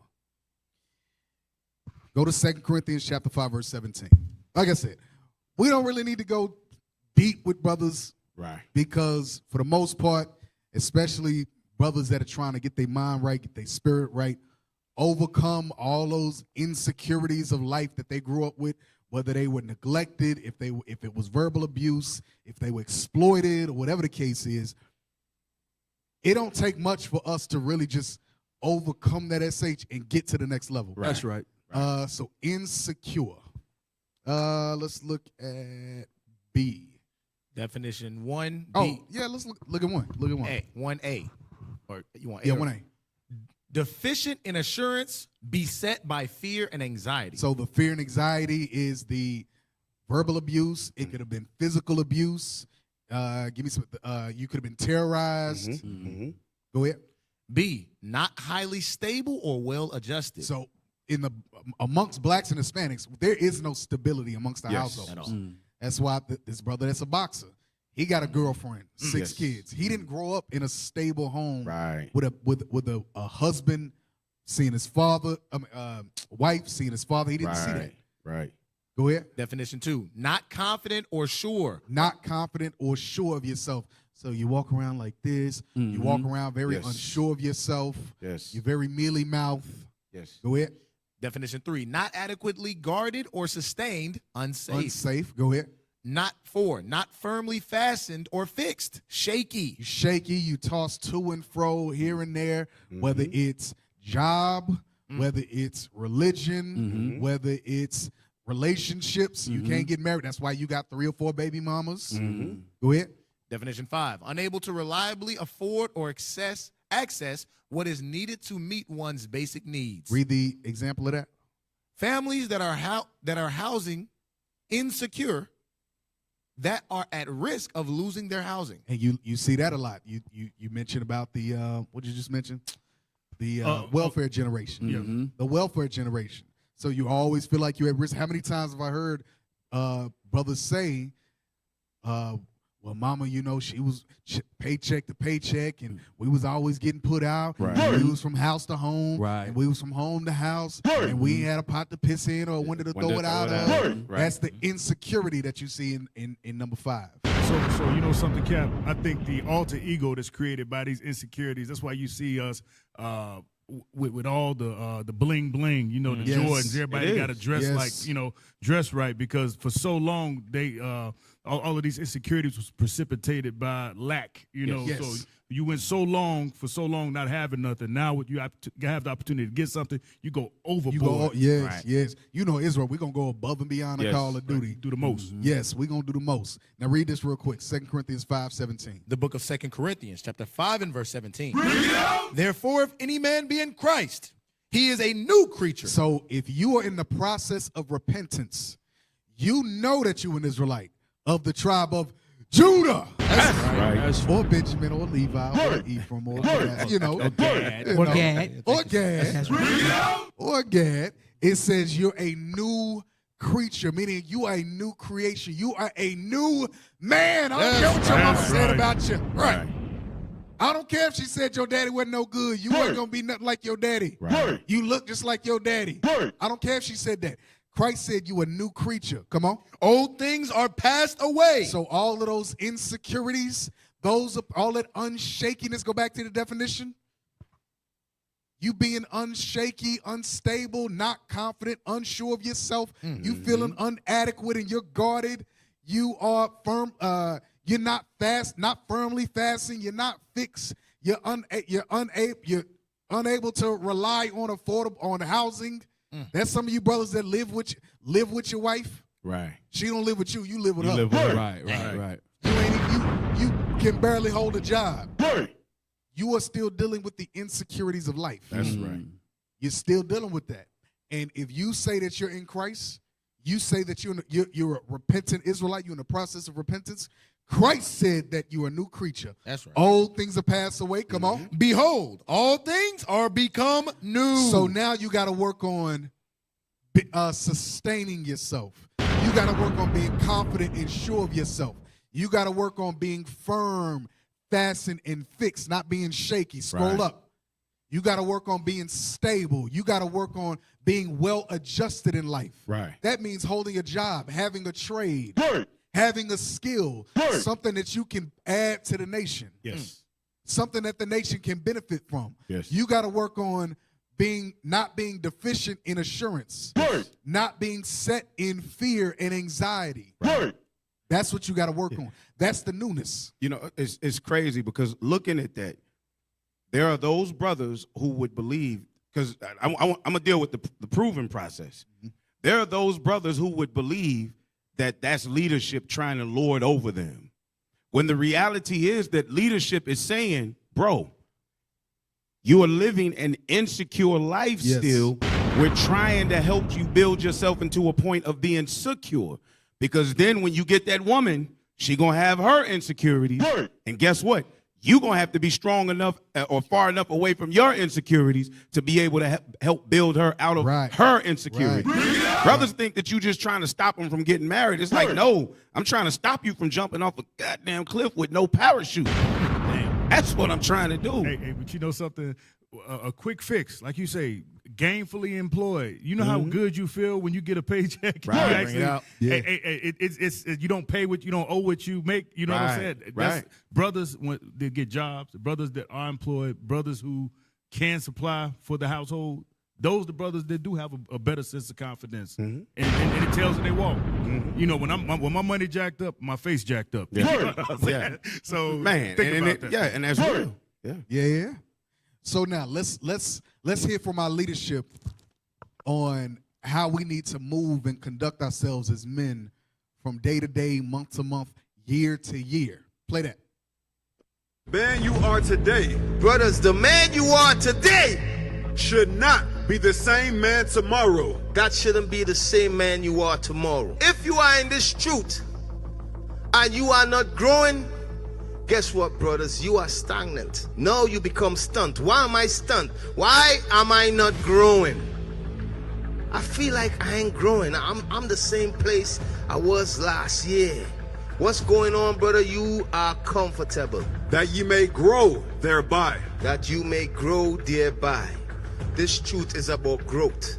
I want you brothers to understand that. So all of us should have that state of mind. We all must try to push beyond our limit. The same man you are last year should not be the same man you are this year. You understand? Last year I was Deacon Malachiah. This year I'm Deacon Malafire. That's right. More fire.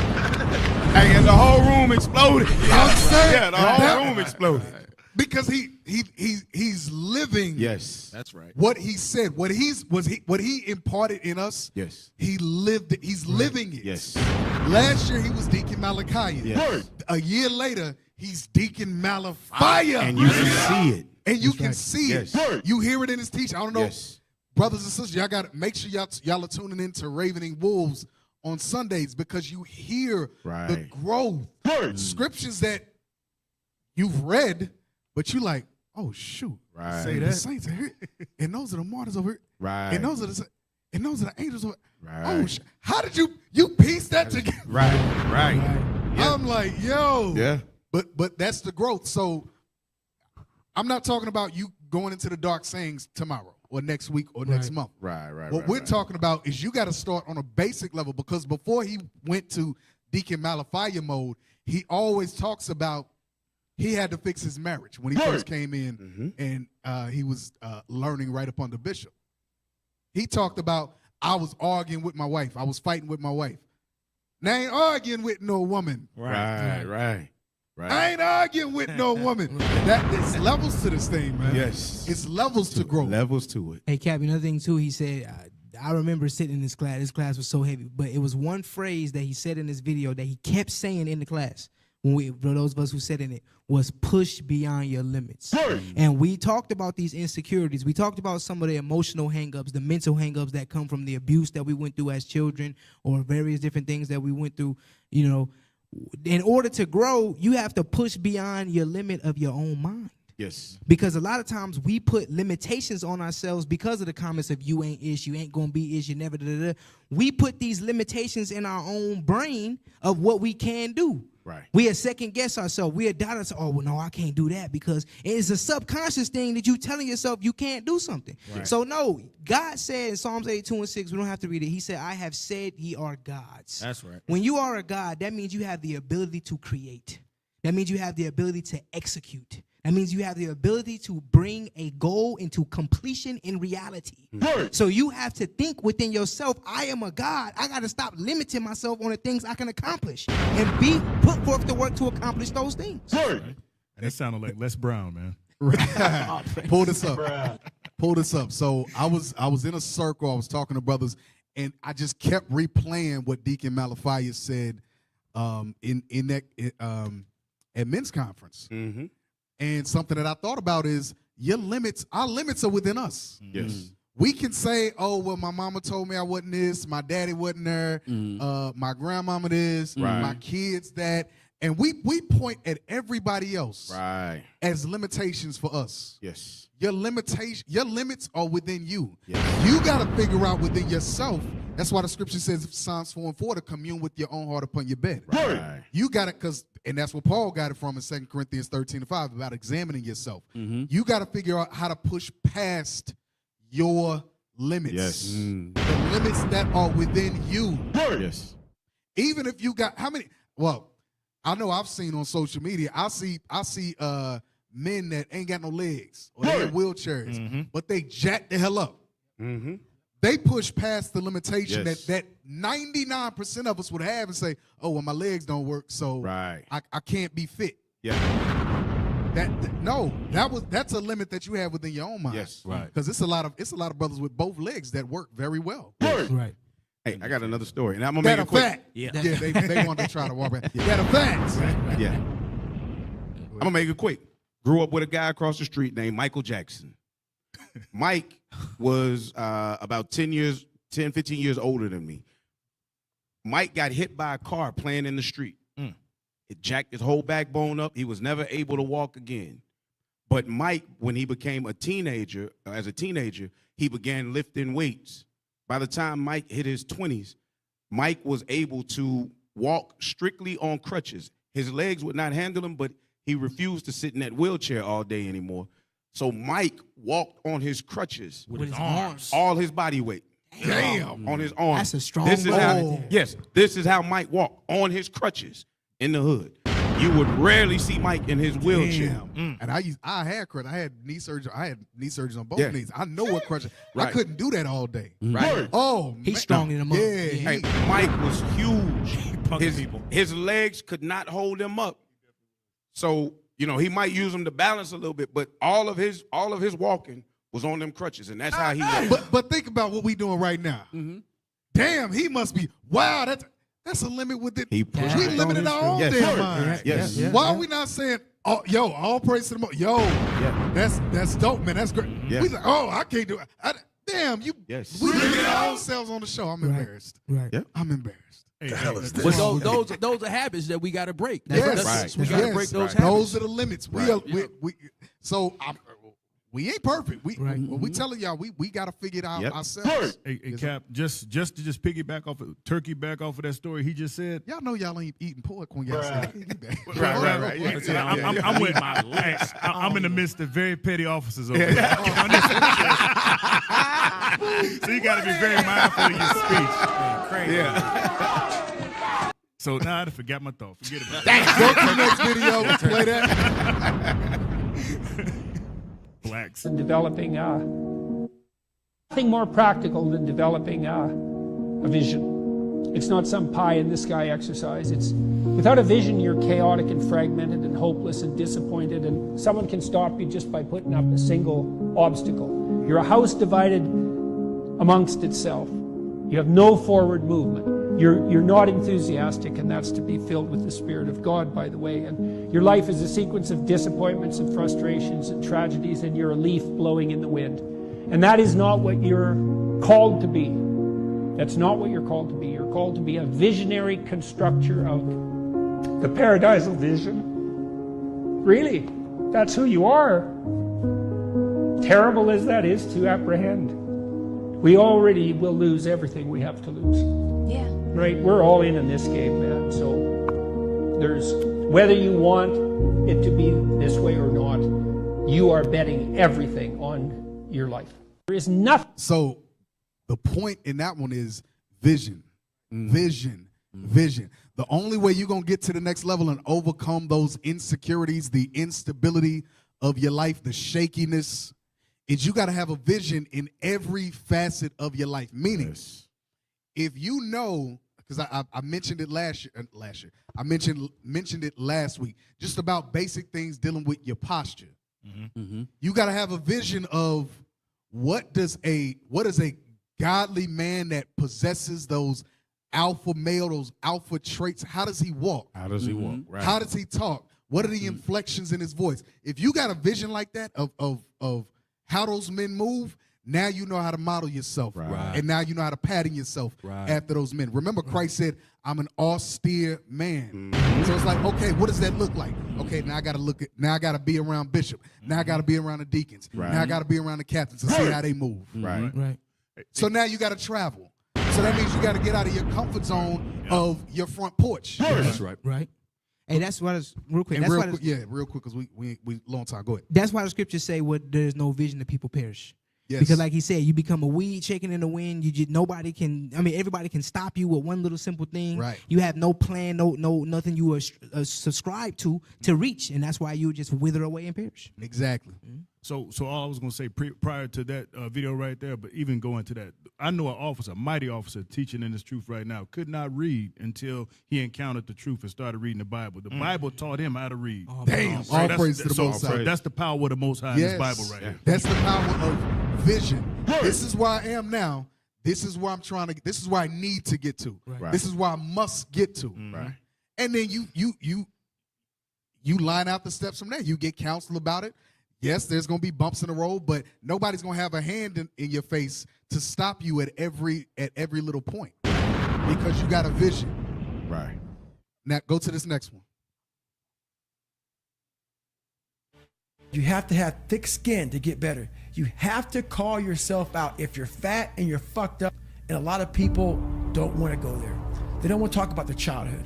They don't want to talk about their past. They want to get to the root of the problems, and then they go, why am I not getting better? Because there's a lot of shit in there you haven't dealt with, brother. You know, people go to the gym, like for instance, these people go to the gym, they get big, they get jacked, they can run fast, all that shit. But the only thing they're doing is they're coding over the mind. All you're doing is building a bigger, stronger quitter. Your mind hasn't gotten any stronger because you haven't gone back in there and dealt with shit. So the second adversity comes, like, my God, I'm so fucking fit. What's wrong? Your mind is still soft. This is a lifestyle. You can't temporarily dive into it, sample it out, and roll out. This is something, man, that you have to acquire as a part of your everyday grind. That's why the scriptures talks about being renewed in the spirit of your mind. That's right. Your mind has to become calloused to adversity. Your mind, because remember the scripture says bodily exercise profited little. Mm-hmm.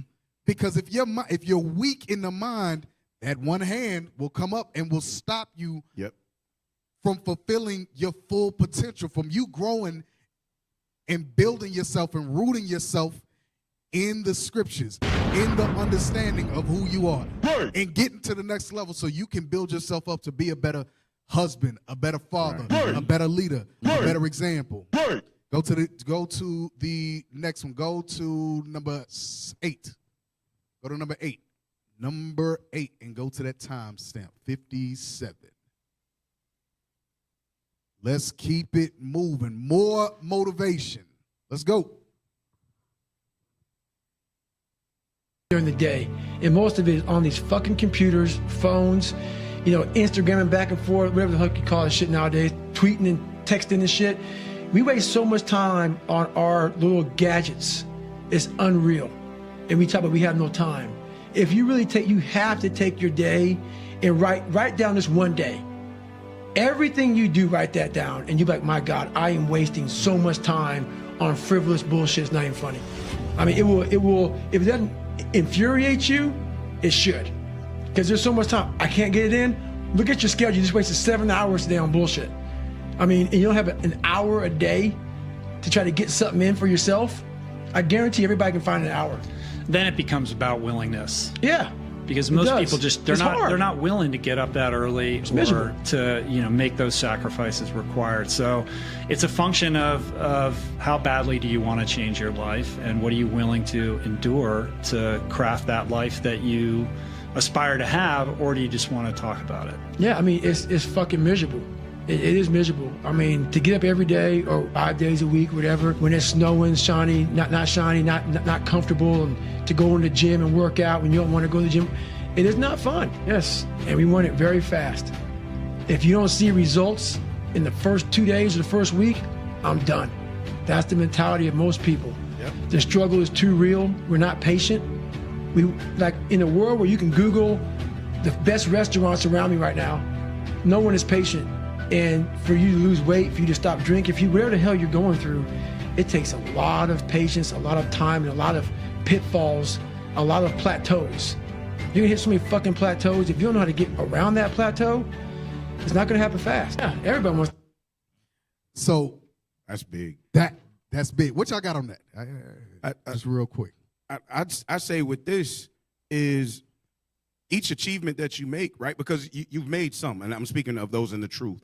You've made some because you've put away things. You're keeping the Sabbath day. You put away pork. You're not having sex outside of marriage, so forth and so on, right? But I think, too, a lot of times in the world, I noticed with the insecurities, when you overcame something, you celebrated so effing hard that you never made it to the next wall to knock down. And that's a problem. And he's, you know, that's what he's saying. You have to keep pushing. And one thing he said that it goes back to, you got to, as a man, you got to put yourself through some hard SH. I challenge you, brothers, and next week, Lord's Will Life Lasts, I want y'all to put in the comments, or you can call in. What are you willing to do to put yourself through some hard SH? Is it you gonna go on you gonna sign up for a 3K? Talk about a run, or a 5K or whatever, or 10K, hell, I don't know. Are you gonna sign up for a Tough Mudder? I'm just talking about things that, you know, you can physically do. Are you going to wake up early for the next 30, 25 days, 24 days, because you got the Sabbath? Are you going to wake up early and you going to do 10 minutes worth of whatever, push-ups, sit-ups, whatever? You going to go 30 days without looking at porn. You're going to go a month without alcohol. What are you going to do? What do you know is a limitation for you, and what are you going to do to push past it? What are you going to do to get yourself out of your comfort zone? Brothers, I'm telling you now, I'm going to say this too. There are some that do not want to be uncomfortable. I'm talking about the truth now. That don't want to be uncomfortable. They like being comfortable. They like sealed houses. They any level of discomfort or pain, it causes insecurities. It causes their insecurities are showing. Men that like to be what did I just say? Comfortable. Yeah, they like to be uncomfortable. They are looking to push past their insecurities. Whether it's fear, anxiety, doubt, or whatever. Well, maybe we won't finish. Maybe I won't get past it. Maybe I won't. Those are the insecure. You have to put yourself in tough, difficult situations to build a mental callus. You said some heavy stuff, Cap. People fear failure. You know, people don't want to fail. It causes them the analysis of paralysis. They'll see that line in the street and agree with them, right? But you got some people that's going to do this right here. Give me Sirach 24:9. Real quick. So we're going to go through the Bible and say, yeah, go ahead. I'll read it myself. The book of Sirach, chapter 24 and verse 9. He created me from the beginning. Like Jacob said earlier, he says, we're created gods. Psalms 82:6. Read. Before the world, and I shall never fail. I will do what? I shall never fail. Because guess what? We gods, and we created from God. That's so guess what? We have the ability to create and not fail. So don't give in to us. Don't give in to that failure, that weak-minded, weak nature. That's it. Put off now the weak nature. Go to number 9. Let's go. Y'all should already have it queued up. Let's go. Let's go. Let's go. Bring it on. Oh, God. Y'all got They're it, baby. literally almost. Y'all got it, But what you were saying, a lot of people don't go that way because there's fire on one side and water on the other one. That's it. Right. That's it. And they so busy thinking that they're gonna slip off of that narrow road that they decide not to walk on that narrow road. They just go for the wide road. Because the narrow road is tough. Yes. It's difficult. Play that. How the hell do you do this shit every fucking day? I said, I don't negotiate with myself. Most of us come out here, we explain away why we can't do shit, and we stick in this negotiation process in our mind. You can't negotiate these things. They're definites. Stay hard. You negotiate with yourself why you can't do something, as opposed to negotiating with yourself, figuring out how can I push past this. Okay, I don't have time. Well, what can I eliminate out of my day to make time for certain things? That's right. You're always negotiating with yourself why you can't do something. That's why you're still fat. Right. That's why you're still an alcoholic. That's why you still are an absentee father in the home, because you always negotiate with yourself why you can't do something. Go to the next one. It's all in order. So basically, you got to get out your own head. Say it again. Get out your own head. Get out your own head. Come on. You thought you was just going to have a dream and a goal, and you was just going to wake up and just walk into the sunset. You're like, dream, boom. It don't work like that. You have a dream, and then life punks you. Life punks you and say, do you really want this? I'm gonna give your wife MS. Do you really want this? You're gonna lose friends. Do you really want this? Cousins gonna abandon you. People that you used to be like this with gonna think you bougie, don't wanna deal with you. It's a part of it, but I paid too much. And so I'm telling y'all, you have come too far to quit now. You have invested too much to quit now. You have lost too much to quit now. Get a reward for your pain. Don't cry about it. Don't whine about it. Get a reward for it. That goes back to the narrow road that you just said. Get a reward for your pain. That's right. That's right. What he was talking, I immediately went to, you're going to lose houses, Yes. mothers, Right. fathers. Yes. You're going to lose cousins and them that you was cool with. Right. But at least get a reward for it. Right. Yeah. At least get immortality out of it. That's right. That's right. Hey, Cap, At least see the kingdom. Go ahead. right. Real quick, to your point about how you were saying trying something hard. I read an article that said the way you overcome depression, the way you overcome insecurities, things like that, is by creating small wins for yourself. Yes. So to your point about, okay, let's say you try 7 days of raw food. Boom. That's one little small thing you can do to show yourself to push past that insecurity, and then it builds and builds to bigger things and more better 2 days, goals. 3 days a Yeah. week. That's it. I like that. That's it. Play that. Do what you hate to do, but do it like you love it. People who train every day don't want to train every day. They are not motivated to train every day. They are something else. Motivation is the wrong word. They are not motivated. They are disciplined. Andrew, disciplined. The person who goes to the gym every single day, regardless of how they feel, will always beat the person who goes to the gym when they feel like going to the gym. Motivation is a feeling that comes and goes, and it doesn't matter whether it's there or not. Discipline is infinitely more important. So no matter how you feel, Discipline, brothers. Discipline. Yes. Wisdom of Solomon 1. Discipline. We don't got to get it, but Right. discipline yourselves. Discipline your mind. Discipline your spirit Yes. to overcome your sins, whatever those insecurities are. If it's porn, overcome it. Right. Don't negotiate just with yourself of why you keep giving into it. Oh, well, I'm single. I don't have a wife. I don't have a rib. So Right. that's why you're negotiating with yourself. Yeah, don't right, negotiate right. with Don't do that. yourself. Right. Bishop said it. Yeah. I'm not always motivated. But I'm always disciplined. Bishop said it. So instead of negotiating with yourself, don't negotiate, put God's laws up there. That's right. Instead of you being up there with your thoughts, put God. Remember Deacon Laba said, don't think. Let the Bible think. Let us think for you. Don't Tell you yourself, think. shut You know up. what I mean? Let God's laws. In other words, let God's laws do all the thinking. Yes. So now, no. I don't think that was the next one. Go to number 10. That was number 10.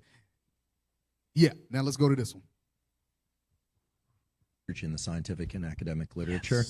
Millennials are the first generation that we could really test what would happen when young kids got their hands on internet porn. Do you know how that affects individuals, men, as far as testosterone? I think there's long-term disadvantages, correct? Absolutely. And I think this conversation is now finally starting to emerge in the scientific and academic literature with no judgment whatsoever. What I do is I look at things through the lens of biology, knowing what we know about testosterone and dopamine and all these things, and ask, what is pornography doing to the brain? First of all, it's triggering the release of dopamine and in the short term testosterone by the observation of sex, not actually engaging in human contact. Think about the young brain being significantly more plastic and willing to rewire than the adult brain. And that person is getting dopamine and testosterone increases by observing sex and not actually by engaging in human contact. So that's concerning. It should come as no surprise that a lot of these people have trouble with romantic interactions when they do happen. Dopamine seeking is what triggers the increase in testosterone, but as we just talked about it, with repeated dopamine seeking or triggering of dopamine release, it starts getting diminished. So pretty soon that behavior is not causing the release of testosterone. Now people are just doing it compulsively to try and get some little droplet of dopamine out of their brain. I personally think that porn and the availability of porn is a real detriment, especially to the developing brain. It's also anxiety-less compared to dating and relationships where people are vulnerable on both sides and have to negotiate things like, consent and timing and, and communication and all the things that are really hard to do, but are essential to do. That's key. Pornography is a serious issue because of the way that it taps into these very primitive systems. It's as serious in my mind as some of the other drugs of abuse. Millennials are the first. So your porn addiction is stopping you from pushing past all the other insecurities. Matter of fact, it is empowering all those, it gives power to all those other insecurities in your life. So now you can't have a halfway decent relationship. Now you, give me some other effects. Now you mechanical. Mechanical. Erectile dysfunction. Erectile dysfunction. You can't really socialize. You can't socialize. Hey, part of being a whore and a whoremonger comes from that. Comes from that. Yeah, it comes from that. Because you're wanting to fulfill. Eventually, well, let me just let Bishop say it. Let's listen to the general. Go ahead. Come on, brothers. Let's pause it and push it back. Come on, brothers. Let's go. Right. Come on, y'all. Y'all gotta finish out strong, brothers. Volume, please. I'm trying to not be an abusive parent out here. I'm trying to. Okay, we'll just read it. Go back. I don't think it's no. I think one of the brothers messed it up, didn't put no volume on it. So we'll just read it. And right now, we're in a spiritual fight, brothers. A spiritual fight.